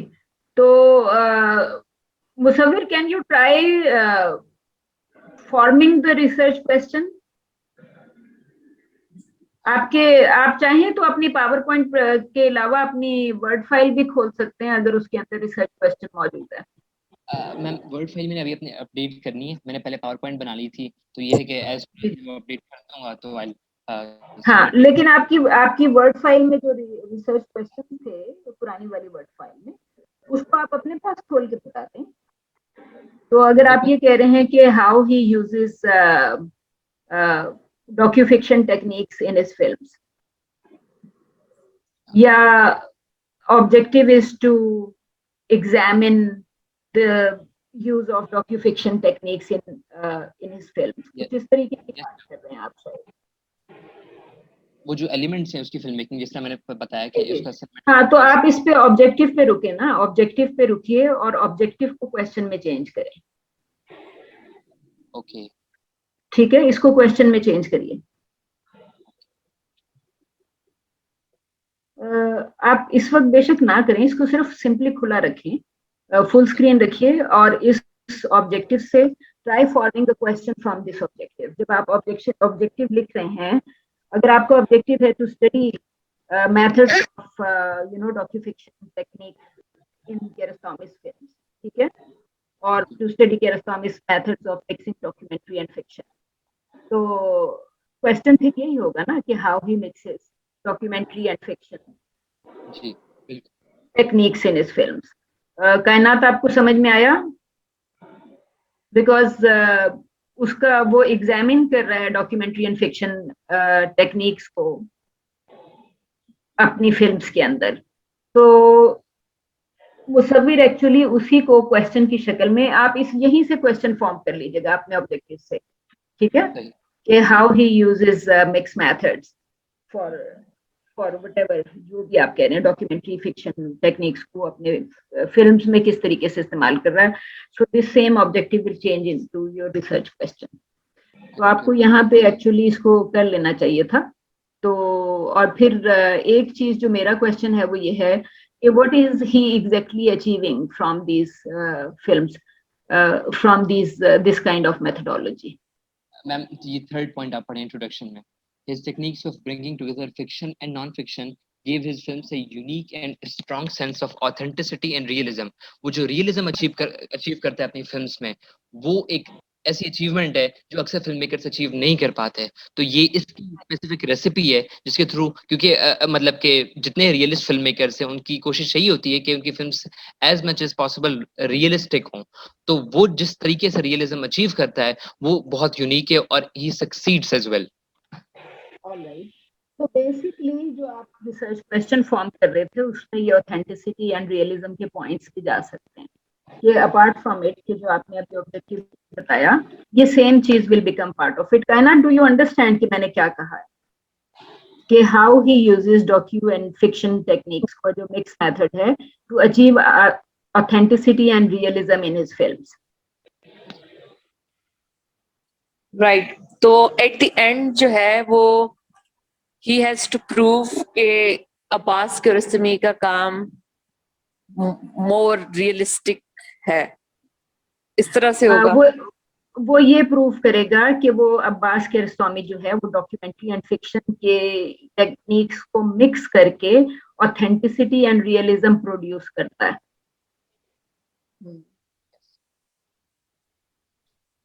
He uses documentary and fiction, a mixture of documentary and fiction techniques to create a strong sense of authenticity and realism through his films, right? जी, और उसकी जो अभी जो स्लाइड में थी कि उसकी only one film which is called close up, उसी के ऊपर जो है वो मेन फोकस होगा। हाँ, वो ये कह रहा है कि असल में जो इसका रिसर्च प्रपोजल है वो इसने मुझसे डिस्कस किया था वो 10 फिल्म्स पे बेस्ड था जो कि कियारोस्तामी की सारी फिल्म थी, विच इज परफेक्टली फाइन कि वो 10 फिल्म्स कर ले। लेकिन जो इसने यहाँ से आगे मुझे एक फाइनल एग्जाम लिख के देना है ना, तो मैंने इसको सजेस्ट ये किया था कि वो फाइनल एग्जाम्स के लिए 10 फिल्म्स के बजाय एक फिल्म सिलेक्ट कर ले। तो बेसिकली जो इसका रिसर्च प्रपोजल है वो ओरिजिनली 10 फिल्म्स पर बेस्ड है एंड ही सेड कि I will be examining 10 films. तो मेरा ये ख्याल है कि इस वक्त उसने जो टाइमलाइन दी है, can you go to your timeline slide please? Right, तो आप ये देख रही हैं कि इसने टाइमलाइन में फाइनल एग्जाम की डेट को अपना क्लोजिंग डेट बताया हुआ है। पर्सनली आई थिंक कि ये this is a very clever timeline, क्योंकि मैंने जो टाइमलाइन इनको सजेस्ट की थी वो एक्चुअली आप लोगों का चूंकि 2021 स्प्रिंग में एडमिशन हुआ है, तो मैंने इसको मुसव्विर को सजेस्ट किया था कि ये दिसंबर 2022 या नवंबर 2022 की डेट लिख सकता है for completing his timeline.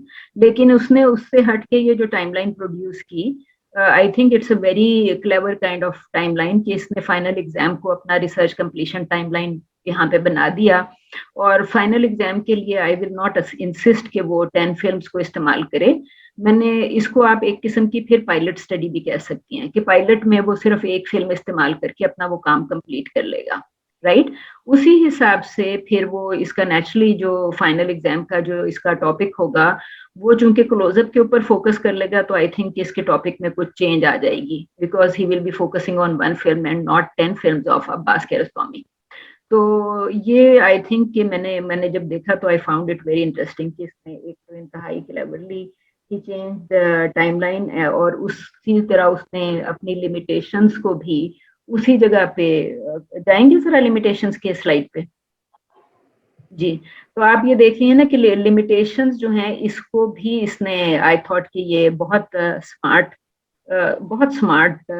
Limitation जो उसने आइडेंटिफाई की, बिकॉज ही सेड कि मैं सारा लिटरेचर देख सकता हूँ apart from literature which is found in Persian और फ्रेंच और एनी अदर लैंग्वेजेस। तो बेसिकली आई थॉट कि ये दोनों तीनों जो हैं वो बहुत cleverly identified थी। apart from it I think के मुसव्विर आई थिंक कि यू रियलाइज के जो कायनात ने क्वेश्चन पूछा है ये बहुत इंपॉर्टेंट क्वेश्चन है। तो जहाँ पे आपने ऑब्जेक्टिव का स्लाइड क्रिएट किया था, या तो ऑब्जेक्टिव के नीचे ही एक आरक्यू लिख देते जो कि आपके पॉइंट्स थे कि ऑथेंटिसिटी और रियलिज्म वो क्रिएट कर रहा है थ्रू डॉक्यू फिक्शन टेक्निक्स। तो बेसिकली आपको वही क्वेश्चन के उसी ऑब्जेक्टिव को क्वेश्चन में चेंज करते हैं, ऑथेंटिसिटी और रियलिज्म के वर्ड्स इस्तेमाल कर लें अपने रिसर्च क्वेश्चन में। और बेसिकली अगर आप देखेंगे तो हमारी जो रिसर्च मेथोडोलॉजी में एक जो क्वेश्चंस के लिए गाइडलाइंस हैं, वो क्वेश्चंस की गाइडलाइंस ये कहती हैं कि एक क्वेश्चन में एक ही इशू डालें, एक क्वेश्चन में 2 इशू ना डालें। जिसका मतलब ये है कि आप एक जगह पे कहें कि वो आरक्यू एक क्वेश्चन इस तरह फॉर्म करें कि he uses docufiction techniques to create authenticity, ठीक है। अनलेस के यू आर सेइंग के ऑथेंटिसिटी एंड रियलिज्म जो है वो कहीं पे पैरेलल हैं या इक्विवेलेंट हैं, तो फिर आप देख लें कि ऑथेंटिसिटी और रियलिज्म को आप सेपरेट करना चाह रहे हैं या एक ही करना चाह रहे हैं। अगर तो आपका मतलब एक ही है तो फिर एक क्वेश्चन फॉर्म कर लेंगे। अगर ऑथेंटिसिटी का कुछ और मतलब है और रियलिज्म का कुछ और मतलब है, तो उस सूरत में आप 2 क्वेश्चंस फॉर्म कर लीजिएगा, राइट। तो फाइनल के लिए आपने सिर्फ ये करना है कि ऑथेंटिसिटी और रियलिज्म को थोड़ा सा ऑपरेशनलाइज कर लीजिएगा इनके मीनिंग के पॉइंट ऑफ व्यू से, कि इनको आप एक एक 2 लाइंस की कोई डेफिनेशन दे दीजिएगा कि ऑथेंटिसिटी का क्या मतलब है और रियलिज्म का क्या मतलब है, ताकि हमें ये जरा क्लियरली समझ में आ जाए कि आप ऑथेंटिसिटी को अलग समझ रहे हैं और रियलिज्म को अलग समझ रहे हैं, या आप उन दोनों को एक ही जगह पे ले रहे हैं। ठीक है जी, any other question, any comment? किसी स्लाइड पे जाने की जरूरत है? Anybody, anyone? Alright, thank you Musawwir. Ma'am I am just wondering कि आपने जो लिस्ट दी थी जिसमें से हमें कोई टॉपिक सिलेक्ट करना था, कि were we allowed to choose a topic out of that list? आप इसकी मुसव्विर की प्रेजेंटेशन के हवाले से बात कर रही हैं? क्योंकि हाँ, मुझे लग रहा है कि आपके जो टॉपिक्स थे उसमें, हाँ, मुसव्विर ने फर्स्ट टॉपिक सिलेक्ट किया हुआ है, रियलिज्म वाला। रियलिज्म, ठीक है। जो अब्बास, हमारा जो फर्स्ट टॉपिक था, जो मैं आपको यहाँ पे दिखा भी देती हूँ, हमारा यहाँ पे जो टॉपिक्स है ना, आपको जब मैंने लिटरेचर रिव्यू असाइन किया था, आई थिंक कि आप उस दिन एब्सेंट थी जब हम क्लास में जब मैंने इसकी ब्रीफिंग दी थी। तो आप चूंकि एब्सेंट थी तो आप यू डू नॉट रियलाइज कि मैंने ये जो टॉपिक है reality and film production techniques, number 2 है, टॉपिक नंबर 2, इसकी मैंने उस दिन 2 वेरिएशंस क्रिएट की थी। एक वेरिएशन मैंने क्रिएट की थी फॉर मुसव्विर और दूसरी वेरिएशन मैंने क्रिएट की थी फॉर आतिर। तो जिस दिन मैंने ये टॉपिक असाइन किया था, विच वॉज मार्च 13 को तो ये ड्यू था, ये 1 मार्च को, ये मैंने आपको 1 मार्च से भी शायद पहले दिया था। फरवरी में मैंने आप लोगों को लिटरेचर रिव्यू करने के लिए कहा था, ठीक है। तो जिस दिन मैंने इस क्लास की ब्रीफिंग दी थी, उस दिन मैंने ये टॉपिक 2 की 2 वेरिएशंस क्रिएट की थी, 1 for Aatir and 1 for Abbas Kiarostami, sorry for Musawwir, ताकि वो अब्बास कियारोस्तामी के ऊपर काम कर सके। तो जब आपने इनमें से एक पे लिटरेचर रिव्यू कर लिया, तो आपने अपने टॉपिक को अकॉर्डिंगली मॉडिफाई करना है। अब जो आपका टॉपिक है सुसाइड वाला, वो टॉपिक आपने उठाया तो यहीं से है, लेकिन आप उसको जनरल, ये तो जनरल लिखा हुआ है ना, जनरल लिखा हुआ है। जब आप उसकी फिल्म्स को करेंगी तो हम आपके प्रपोजल के हिसाब से इस टॉपिक को दोबारा स्पेसिफिक करेंगे, राइट। स्पेसिफिक करने का मतलब ये है कि हम एक स्पेसिफिक टॉपिक क्रिएट करेंगे around this and around your research proposal, जिसमें आपकी ये लिमिटेशन जो है सुसाइड वाली आ जाएगी, और साथ में जो भी आपने रॉबिन विलियम्स को जो उठाया है, तो आपका जनरल टॉपिक नहीं रहेगा, स्पेसिफिक टॉपिक होगा, जिस तरह मुसव्विर ने ऑलरेडी स्पेसिफिक कर दिया by focusing on Abbas Kiarostami's work. लेकिन मैम इसमें ये तो नहीं इम्पोर्टेंट है ना कि हम उसको लोकलाइज करें इन पाकिस्तान या अपने कल्चर के भी, ये देखें, ये अभी जब इसकी अभी डिस्कशन स्टार्ट करेगा ना, जब ये इसका फाइनल एग्जाम लिख रहा होगा, तो फाइनल एग्जाम मुसव्विर अपनी पोजीशन से ही लिखेगा, ठीक है।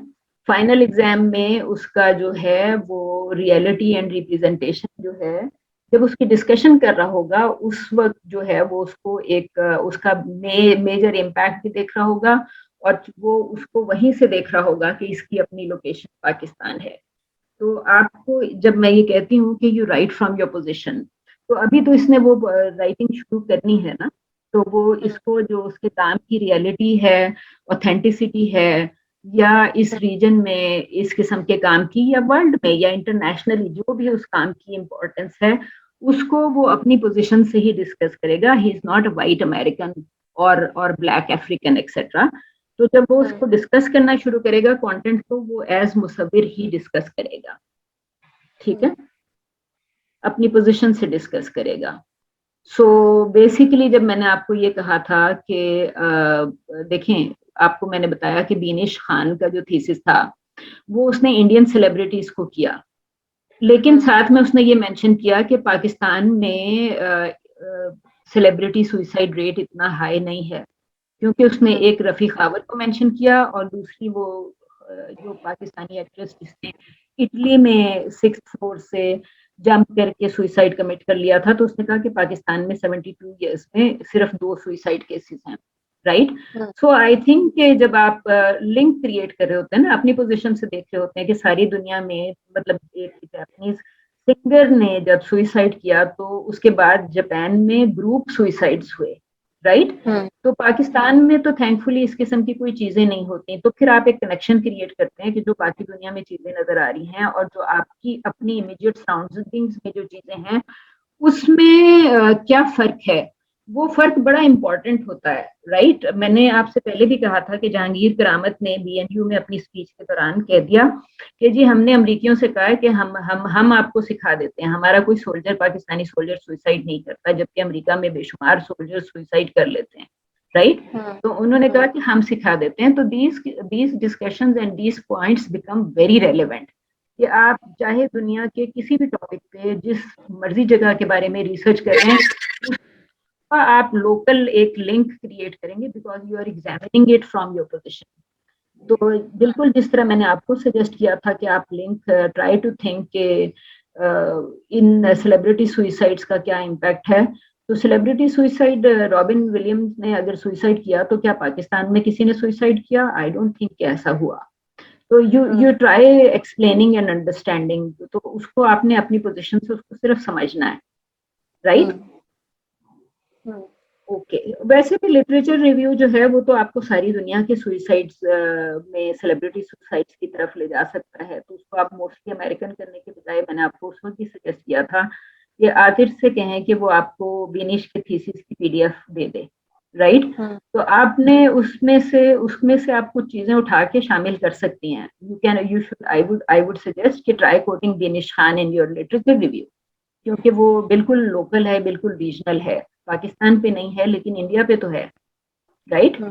सो उसको अपनी पोजीशन से देखें सुसाइड को. Celebrity suicide, look at it from your position. सारी अभी मैंने क्लास के स्टार्ट में शजी को कहा, शजी ने कहा कि जी मुझे लिटरेचर रिव्यू दोबारा करना पड़ जाएगा. मैंने कहा नहीं, आप, क्योंकि आपके पास लोकल लिटरेचर मौजूद ही नहीं है.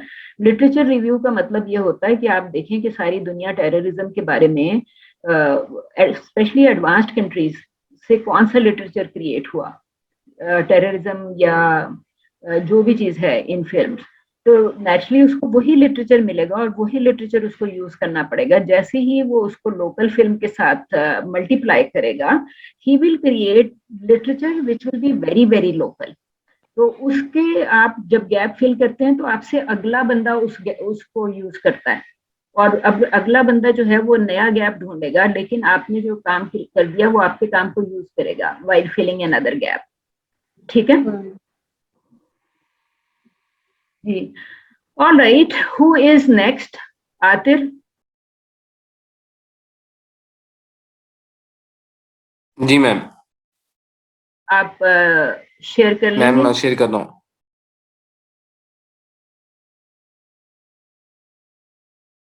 मेरा जो टॉपिक है वो है realism to formalism, a study of Naveed Qureshi films. जो मैंने इंट्रोडक्शन में लिखा है मैम वो इस तरह ही है कि पाकिस्तान की फिल्म इंडस्ट्री को रिलेट किया पहले, और उसके फिर कुछ जो एराज हैं उनको डेकेड. आतिर जो रिलेट किया है वो बताएं, एम्बिगुअस ना छोड़ें, because we want to hear it. ठीक है मैम. मैंने डेकेड्स में उसको जिस तरह ये है, क्योंकि मैं डेकेड वाइज लेके चल रहा हूँ, तो मैंने उसमें बताया कि किस तरह कोलैप्स और हुआ है और फिर रिवाइवल हुआ जिसमें खुदा के लिए आई। तो उसमें मैम पहले कोलैप्स की बात है कि जिसमें कहते हैं ना इंडियन सिनेमा आ गया था सिर्फ, और पाकिस्तानी फिल्में जो थी नेशनल लेवल पर कोई फिल्म नहीं आ रही थी। ये 2002 तक ऐसी रहा, 3 तक, उसके बाद तो पाकिस्तानी फिल्म कोई आई ही नहीं। और फिर उसके बाद एक खुदा के लिए आई, और फिर उससे हम, जिससे हम कहते हैं ना पूरे मीडिया में हर जगह हम ये टर्म यूज होना स्टार्ट हुई, revival of Pakistani film industry. और फिर मैं 2010 स्टार्ट हुआ न्यू डेकेड, और नए जो यंग फिल्म मेकर्स हैं उन्होंने कहते हैं ना फिल्में बनाना स्टार्ट की, और जिसमें पुराने भी तो थे ही, जो जो कन्वेंशनल चल रहे थे, सैयद नूर वगैरह, वो लोग तो अपनी फिल्में बना रहे थे, लेकिन यंग फिल्म मेकर्स सामने आए, और उन्होंने पहले बिलाल अशारी ने वॉर दी, और फिर एक हर साल ही फिल्में आना स्टार्ट हो गई, जिसमें जिंदा भाग, होम अनजहां, जवानी फिर नहीं आनी, सीक्वल्स बकायदा आने लग गए, जो कि पहले कभी पाकिस्तान में नहीं होता था कि सीक्वल्स फिल्मों के आए। तो उसको मैंने मतलब न्यू वेव भी कुछ क्रिटिक्स ने लिखा है, और एक rebirth of Pakistani film industry. Nabeel Qureshi को सिलेक्ट करने की वजह यह है कि नबील कुरैशी का ने ये 4 फिल्में दी हैं, 14, 16, 17, 18, और 2 फिल्म 2020 में कहते हैं ना देनी थी, जो कि नहीं दे सका, और एक अब ये 2021 में प्रोबेबली रिलीज होंगी। इसको सिलेक्ट करने की वजह जो बेसिक है, एक तो ये है कि इसका जो कंटेंट है इसकी फिल्मों का, दूसरा है कि ये रेगुलर है, ये वन ऑफ, क्योंकि पाकिस्तानी फिल्म इंडस्ट्री का ये एक बहुत सिलसिला रहा है कि वन ऑफ फिल्में आती हैं, एक डायरेक्टर आता है और वो एक फिल्म बना के चला जाता है, और फिर वो सालों साल सामने नहीं आता। तो क्योंकि ये कंसिस्टेंट इसने फिल्में प्रोड्यूस की हैं, डायरेक्ट की हैं, तो इस वजह से इसको सिलेक्ट किया, और उसके फिर इसको एनालाइज करने की कोशिश की। प्रोफाइल ऑफ यंग है, 35 इयर्स ओल्ड है, और लेकिन 30 ईयर्स से जब 30 ईयर का था, बिल्कुल यंग, जिस तरह हमारी एज है, उस वक्त से फिल्में बना रहे हैं, और एक बैकवर्ड एरिया सखर, मतलब इंटीरियर सिंध से इसका ताल्लुक है, ये भी नहीं कि पॉलिटन सिटी से हो। Started as a TV director, TV ads वगैरह इसने बनाना स्टार्ट किए, टीवी शोज। जो इसका मेजर, इसका जो टीवी पर काम था वो था बनाना न्यूज नेटवर्क के नाम से इसका एक शो था, जिसकी मकसद है अबव 200 एपिसोड इसने डायरेक्ट की। अपनी फिल्मों की वजह से, जो इसने 4 फिल्में अभी तक रिलीज की हैं, उनकी वजह से इसको 2 लक्स स्टाइल अवार्ड मिल चुके हैं। तो मतलब ही पाकिस्तान में अक्लेम्ड कहेंगे डायरेक्टर है। बेस्ट हाईएस्ट ग्रॉसिंग फिल्म्स दे चुका है, 20 नामालूम अफराद और एक्टर इन लॉ। जो लास्ट लाइन जो मैंने खासतौर पे लिखी है वो यही है कि इसकी क्योंकि स्टोरीज इस तरह होती हैं कि जो सोशियो इकोनॉमिक इश्यूज के ऊपर फोकस करती हैं, और एक कॉमिक स्टाइल में लेके चलती हैं, जिस तरह एक्टर इन लॉ में अगर किसी ने देखी है तो उसमें उसने किया है कि एक एक्टर है बिजली का, वो है, नामालूम अफराद के दोनों सीक्वल आए उसमें भी, तो इसकी स्टोरीज डिफरेंट है। मैम फिर लिटरेचर रिव्यू है कि किस तरीके से, क्योंकि मैं रियलिज्म को और फॉर्मलिज्म को लेके चल रहा हूँ, किस तरीके से रियलिज्म आया हमारी सोसाइटी में 19th सेंचुरी में, जब कहते हैं साइंटिफिक डिस्कवरीज बहुत ज्यादा बहुत तेजी से होने लगी, चीजें इन्वेंट होने लगी, एकदम रेवोल्यूशन आया, जिसकी वजह से हम 20th सेंचुरी के अंदर हमें वो जो ग्राउंड ब्रेकिंग हमें डिस्कवरीज हुई थी 19th की, उसकी वजह से हमें सारी इंडस्ट्रियल रेवोल्यूशन वगैरह मिला। तो उस वक्त ये मूवमेंट आई रियलिज्म की, और जो आर्ट और लिटरेचर के अंदर आई, कि हम जो चीजें हैं उसी तरह पोर्ट्रे करें। पेंटिंग्स में, लिटरेचर में, लोगों ने जब नॉवेल्स लिखे 19th सेंचुरी में, तो उसमें बहुत कहते हैं ना जो है वैसा बताया जाए, दिखाया जाए। फिर with the invention of camera 1895 में लुमियर ब्रदर्स ने अपनी एक फिल्म रिलीज की, और इस फिल्म की तो ये इतनी रियलिस्ट फिल्म थी, इसका जो टाइटल है वो ही बहुत रियल है। एक फैक्ट्री से वर्कर्स निकल रहे हैं, ये इतनी सी फिल्म थी इनकी, और ये मतलब उस जमाने में एक अचीवमेंट समझी गई, क्योंकि पहला किसी ने इस तरह किया था कैप्चर। और इसके बाद 1902 में जॉर्ज मेलिस ने की a trip to the moon. अब ये बिल्कुल इसकी कॉन्ट्रडिक्शन है, क्योंकि ये फॉर्मलिज्म में आती है, और कि बिल्कुल ही फैंटेसी की बात हुई थी उस फिल्म के अंदर, वो भी एक छोटी सी फिल्म है। तो ये दोनों फिल्म जो हैं उस जमाने में आई। लिटरेचर व्यू में जो जो रियलिस्ट स्कूल ऑफ थॉट के लोग हैं, उन्होंने लिखा कि ये जो फिल्म है वो पेंटिंग्स, वो लिटरेचर से भी कहते हैं ना, मतलब आगे है, क्योंकि विजुअल मीडियम है, और ये ऐसी जो जो रियलिटी ये दिखा सकती है फिल्म का मीडियम जो है, ये कोई और आर्ट फॉर्म नहीं दिखा सकती, क्योंकि टेक्नोलॉजिकल एडवांसमेंट भी बहुत हो गई है अब। और तो हम रियलिटी को टू द एक्सटेंट बहुत कहते हैं ना रियल देख सकते हैं, और जब हम मूवी स्क्रीन को देखते हैं तो हम रियल लोगों को देख सकते हैं, जगहें देख सकते हैं, जो कि पहले मुमकिन नहीं था, जो कि लिटरेचर में तो वैसे मुमकिन नहीं था, और फोटोग्राफी या पेंटिंग में भी वो एलिमेंट मिस थे। तो थ्योरीज हैं मैम, वो 3 हैं: realism, formalism, classicism. As mentioned, एक रियलिज्म एक ऐसा स्टाइल है फिल्म मेकिंग का जिसमें आप कुछ मैनिपुलेट नहीं करते, स्पेशल इफेक्ट्स यूज नहीं करते, मिनिमम नेक्स्ट टू मिनिमम कहते हैं ना, स्पेशल इफेक्ट्स यूज करते हैं, और उसके थ्रू हम फिल्म बनाते हैं, जो होता है उसको दिखाते हैं। जो फॉर्मलिज्म है वो बिल्कुल इसके अदर एक्सट्रीम है, कि आप फैंटेसी, आप स्पेशल इफेक्ट्स, आप स्टूडियो बेस्ड फिल्म बनाते हैं, और उसमें स्टोरी जो है वो बहुत एक्स्ट्रावेगेंट होती है, जबकि रियलिज्म में बहुत कहते हैं नॉर्मल, इजी टू अंडरस्टैंड होती है।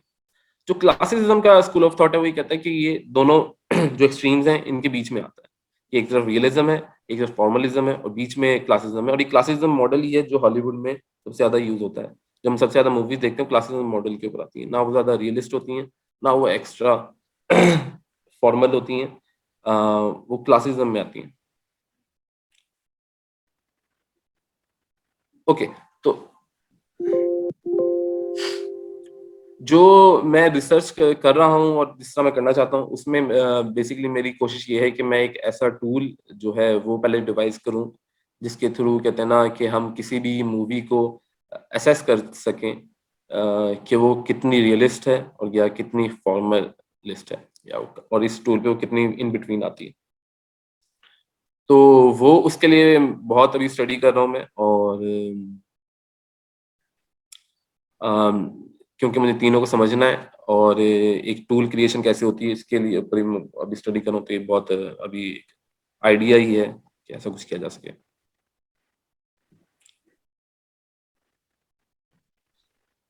जो मेथड है जो मैं इस टूल के थ्रू उसको यूज करना चाहता हूँ, उसमें कंटेंट एनालिसिस जब हम फिल्म्स का करेंगे नबील कुरैशी की, तो उसमें लोकेशंस को क्योंकि हम देख सकते हैं, क्योंकि रियलिस्ट मूवमेंट कहती है कि आप सेट्स यूज नहीं करते, आप रियल लोकेशंस पे काम करते हैं। आपके शॉट्स फ्रेमिंग कैसी होनी चाहिए, लाइटिंग आपकी हाई कंट्रास्ट नहीं होती, आपकी वो फॉर्मल में आ जाती है, आपकी नेचुरल लाइटिंग होती है, स्टोरी जो होती है वो कोई सुपर हीरो नहीं होती, कोई फैंटेसी नहीं होती, साउंड जो है डाइजेटिक आप यूज करते हैं। एडिटिंग स्टाइल कैसा है, माइजन सीन के बारे में अगर स्टडी में थोड़ा सा किया भी, तो ये सब चीजें मैंने भी आइडेंटिफाई की हैं कि इनको मैं यूज कर सकता हूँ उस टूल की क्रिएशन के लिए। और भी चीज में कुछ चीजें ऐड हो सकती हैं, तो अभी तो ये एक हुआ है। जो रिसर्च क्वेश्चंस हैं वो ये हैं कि अकॉर्डिंग टू द स्केल, जो स्केल डेवलप जब होता है, तो to what extent Nabeel Qureshi films are realistic, और उसके बाद comparison with other Pakistani films by randomly selecting equal number of films, क्योंकि 4 फिल्म्स हैं नबील कुरैशी की जो अब तक रिलीज हो चुकी हैं, और तो इसी डेकेड में दूसरे जो डायरेक्टर्स आ रहे हैं उनकी 4 फिल्म्स जो हों, लेकिन वो उसके ऊपर मैंने जो सैम्पलिंग लगाना चाह रहा हूँ है स्ट्रेटिफाइड सैम्पलिंग, कि वो डायरेक्टर जो मैं नबील कुरैशी के अलावा यूज कर रहा हूँ, वो डायरेक्टर एक दफा मतलब यूज होगा, और उसकी जो ईयर भी है वो रिपीट नहीं होगा। मतलब अगर 2014 में एक फिल्म आई है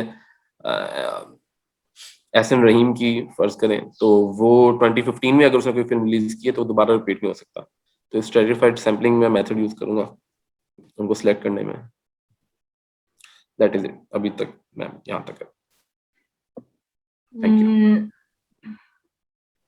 ऑल राइट, तो आपको बाकी के 2 स्लाइड्स आपने छोड़ दिए। मैम कौन से वाले?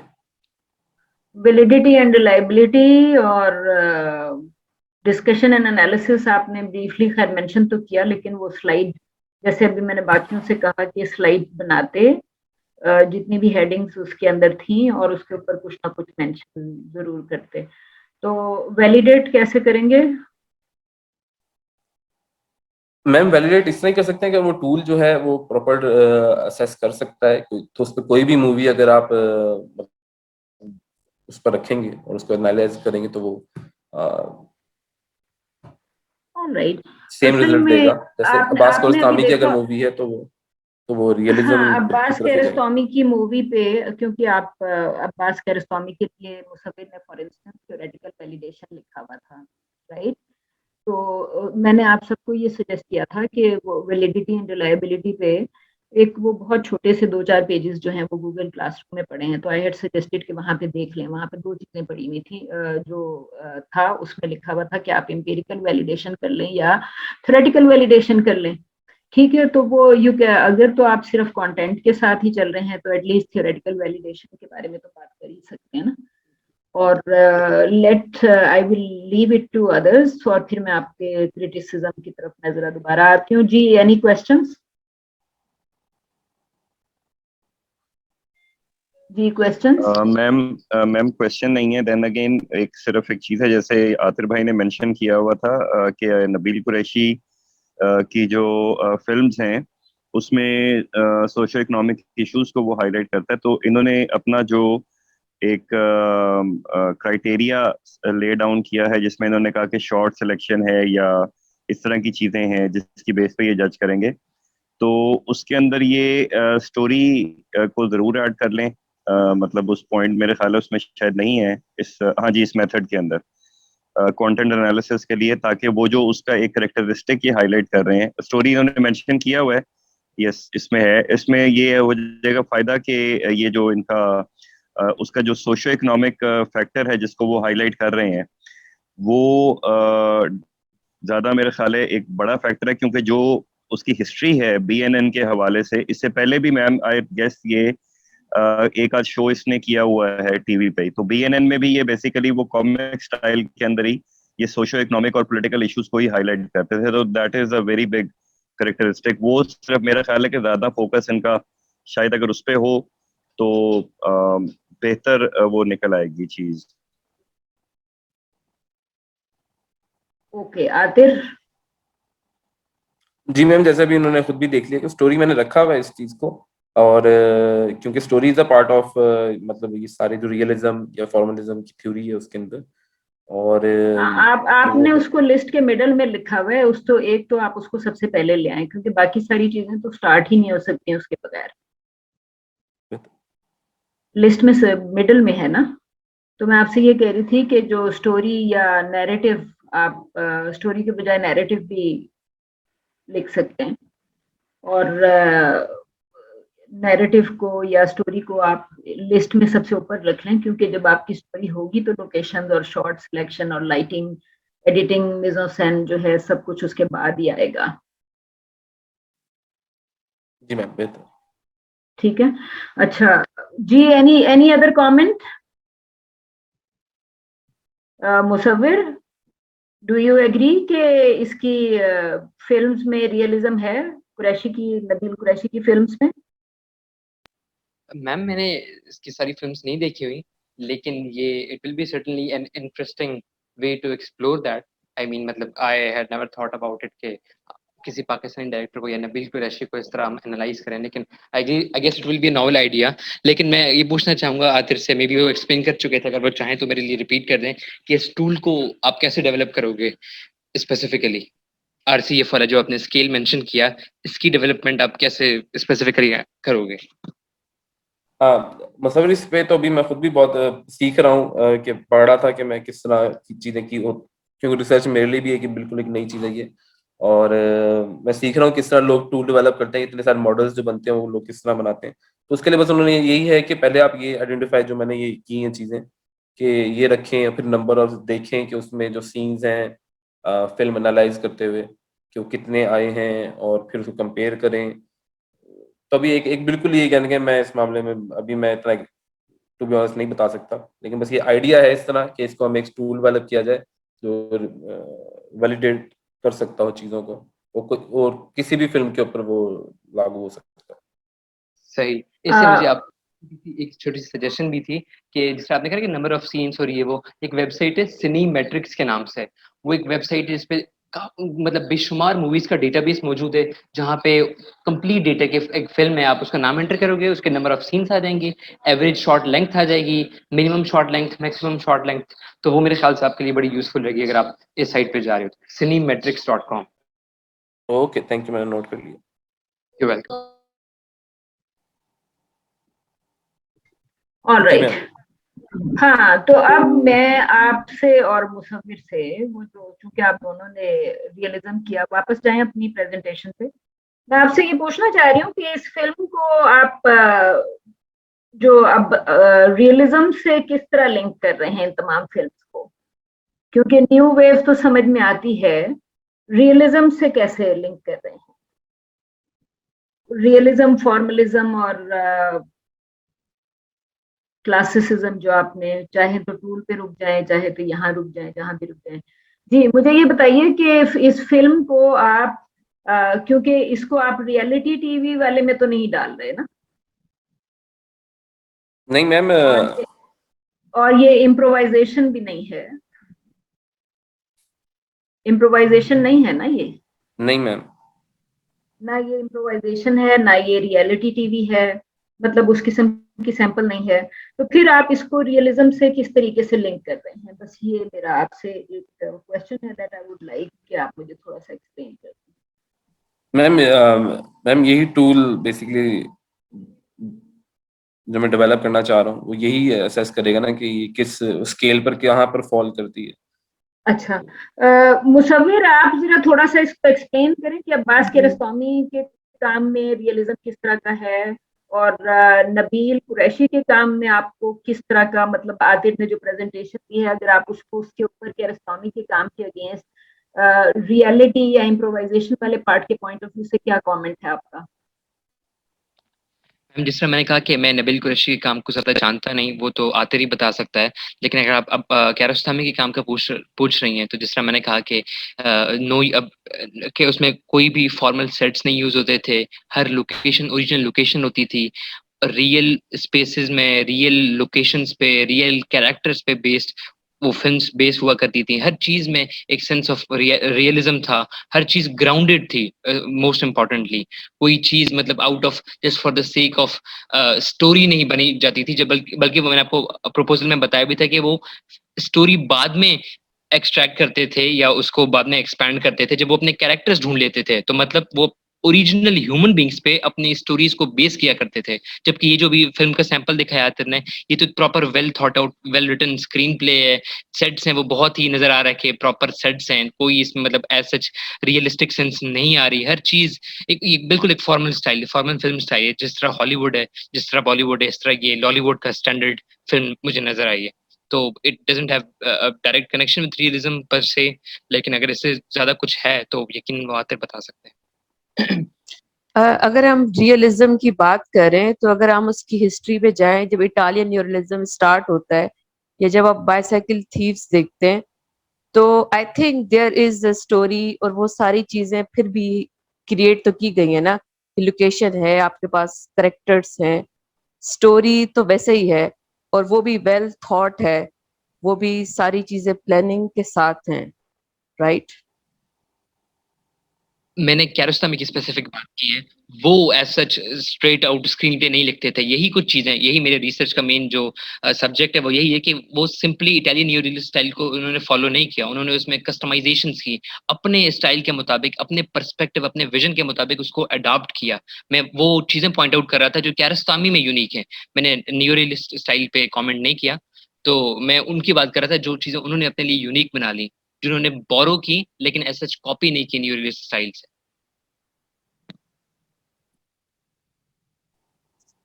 जी आतिर।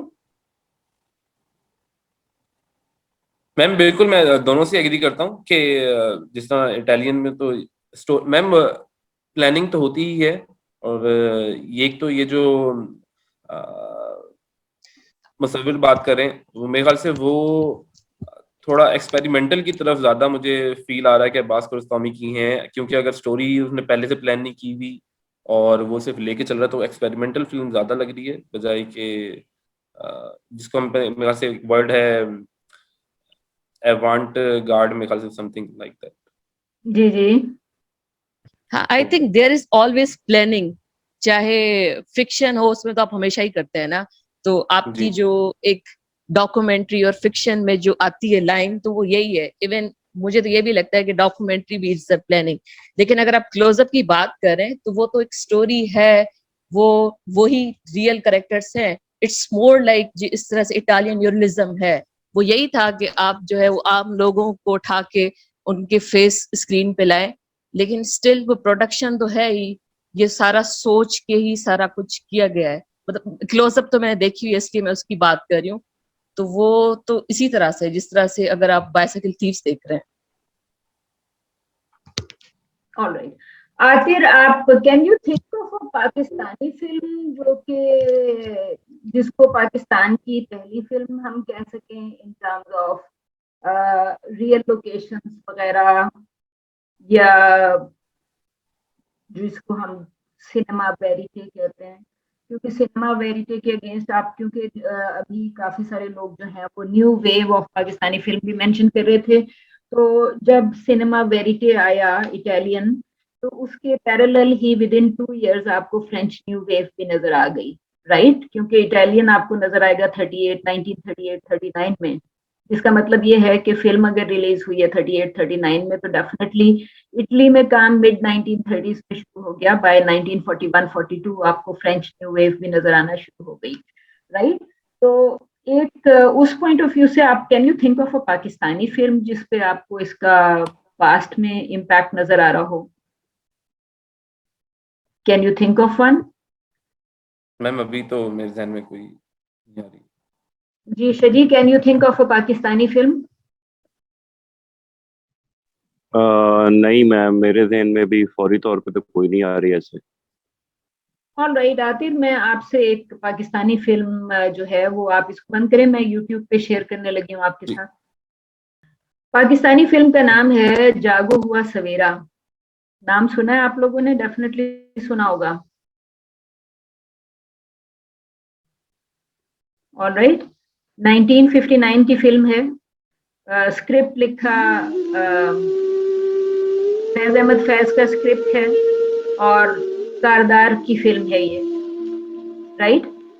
सो ये आपने, जहां तक ये कायनात अभी कह रही थी कि प्लान तो होती हैं चीजें, तो ऑफ कोर्स चीजें किसी कुछ ना कुछ तो प्लान होती है, क्योंकि प्रोडक्शन जो है वो नौमान तासीर ये लिखा हुआ आपके लिए, और साथ में सेंचुरी फिल्म्स कराची, और उसके बाद लंदन, और यहाँ पे कहीं ना कहीं आपको फैज अहमद फैज का नाम भी लिखा नजर आ जाएगा, बिकॉज फैज अहमद फैज ने ये स्क्रिप्ट लिखा, राइट? तो आई थिंक शायद ये ढाका में शूट हुई है, पाकिस्तान है, और ये मोस्टली इम्प्रोवाइजेशंस हैं, राइट?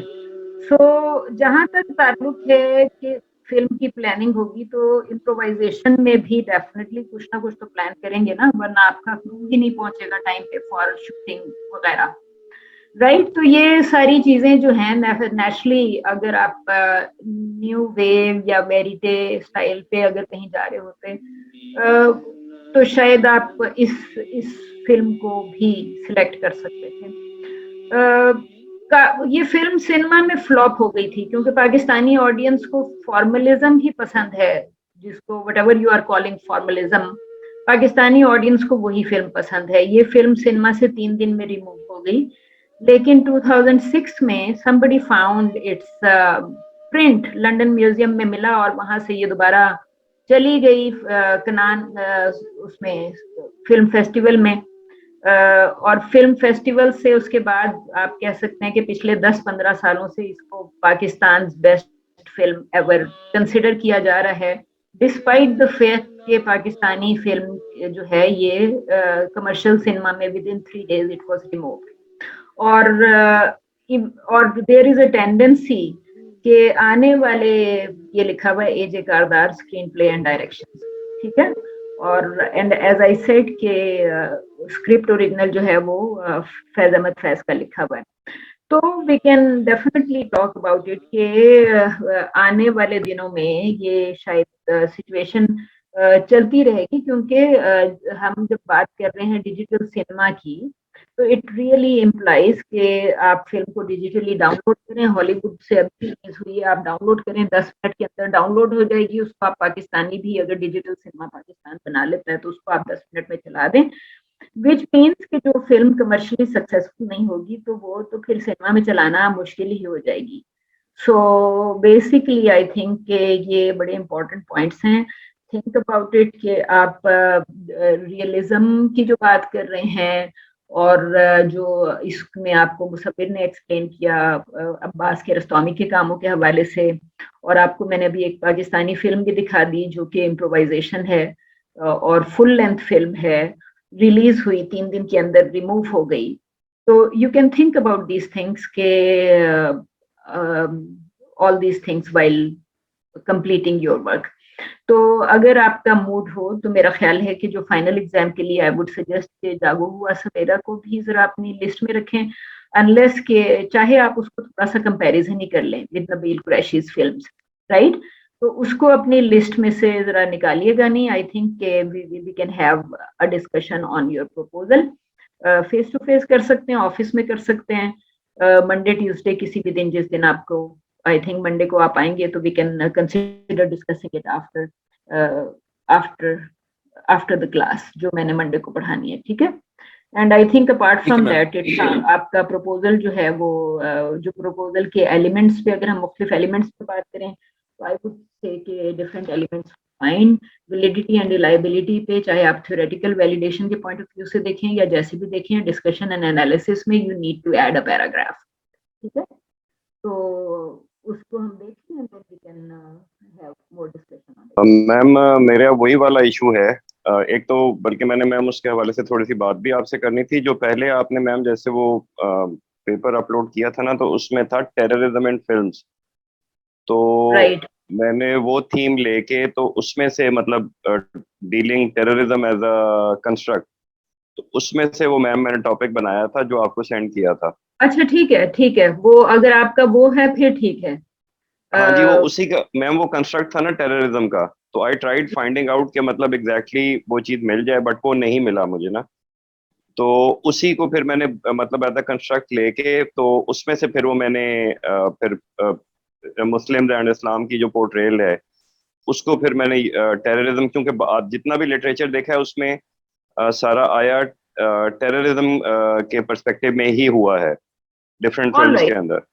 बिल्कुल ठीक है, आपकी ये एक्सप्लेनेशन तो मैं एक्सेप्ट कर लूंगी। मैं असल में आपसे राइट अवे उस वक्त भी बात करना चाह रही थी, because I wanted to know कि जो टॉपिक्स हैं आप उन टॉपिक से कैसे रिलेट कर रहे हैं। तो आप ये एक्सप्लेनेशन अगर मुझे गूगल क्लासरूम में भी दे देते ना, तो मैं उस एक्सप्लेनेशन को एक्सेप्ट कर लेती।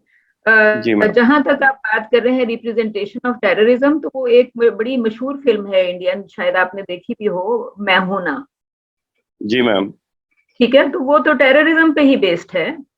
जी जी जी जी, तो मेरा ख्याल है कि आप उसको अगर उस पॉइंट ऑफ व्यू से चल रहे हैं तो then it is definitely fine. अब मैंने मैम वो जो पहले वाला था ना, उसमें तो चूंकि आपने जर्नल दिया हुआ था टेररिज्म एंड फिल्म्स के हवाले से, तो फिर मैंने इसीलिए फिर हॉलीवुड का किया था, क्योंकि मैंने डेफिनेटली वहां पे जो गूगल क्लासरूम में जब मैंने लिटरेचर रिव्यू के लिए टॉपिक्स लिखे थे, तो मैंने वहां पे, आप देखें वहां पे लिखा हुआ है इंडियन पाकिस्तान। मैम पहले वाले में मैं गूगल क्लासरूम में मैं आपको, let's try looking at that. तो ये है आपका गूगल क्लासरूम, और गूगल क्लासरूम में हमने जो इसको जब स्टार्ट किया था, क्योंकि असल में स्टूडेंट्स को आपको पता है कि ओरिजिनल काम के लिए ना कुछ चीजों को रिस्ट्रिक्शन करनी पड़ती है।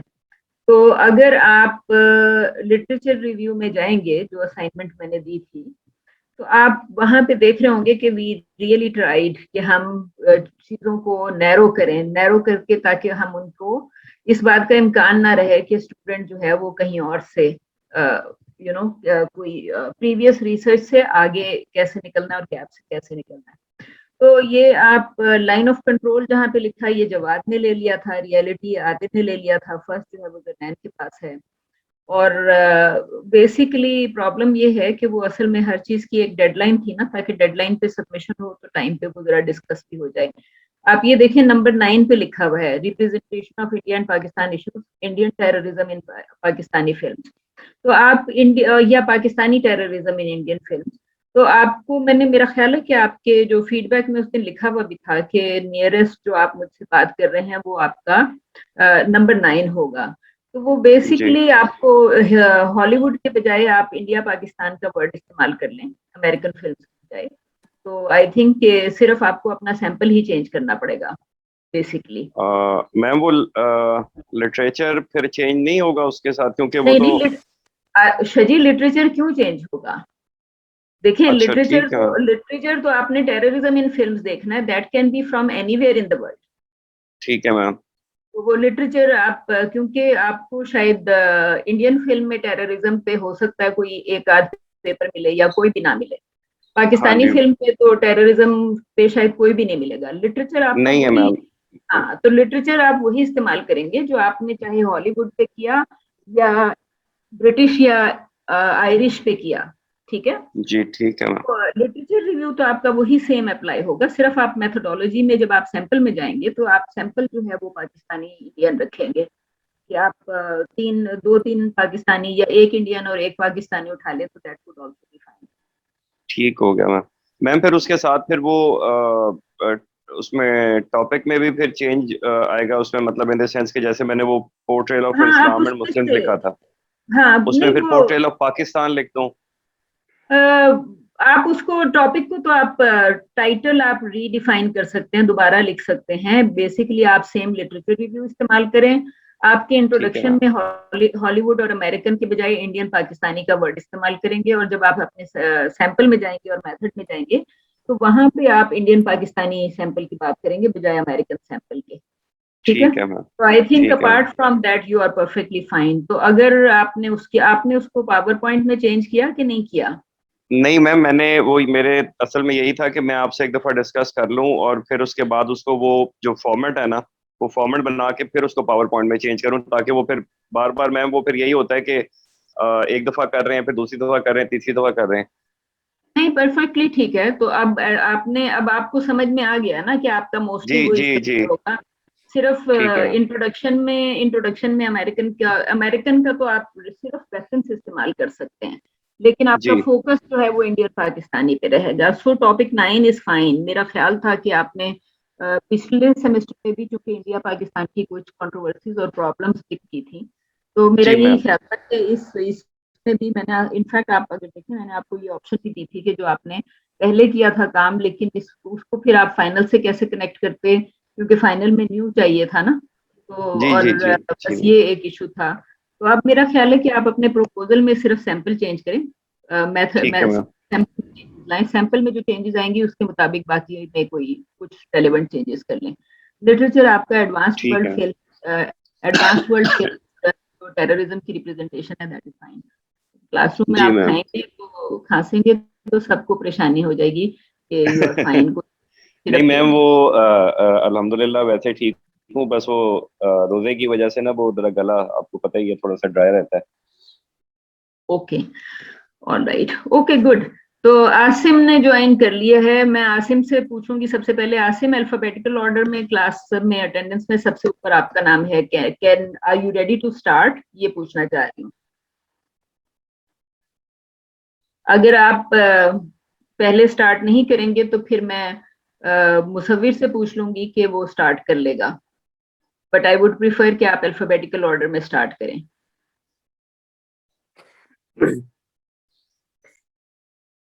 जी आसिम। अस्सलाम वालेकुम। अस्सलाम वालेकुम मैम। वालेकुम सलाम जी। मैम वो मैंने आपसे वो शेयर भी किया था गूगल क्लासरूम में, तो आपने कहा था कि इस पे हम डिस्कशन करेंगे, लेकिन ऑल राइट, मैंने वो चले हम वर्ड में हमने नहीं वो किया। हाँ, वो कल आपने जो दोबारा फाइल अपलोड की वो पहली वाली से रिलेटिवली बेहतर है। मतलब हमें बस फोकस को ही मैं चाह रही थी कि आपका फोकस इम्प्रूव हो जाए। तो आई कैन सी कि जो आपने दूसरा अपलोड किया उसमें फोकस डेफिनेटली बेहतर है। ओके ओके, ऑल राइट, खुदा हाफिज।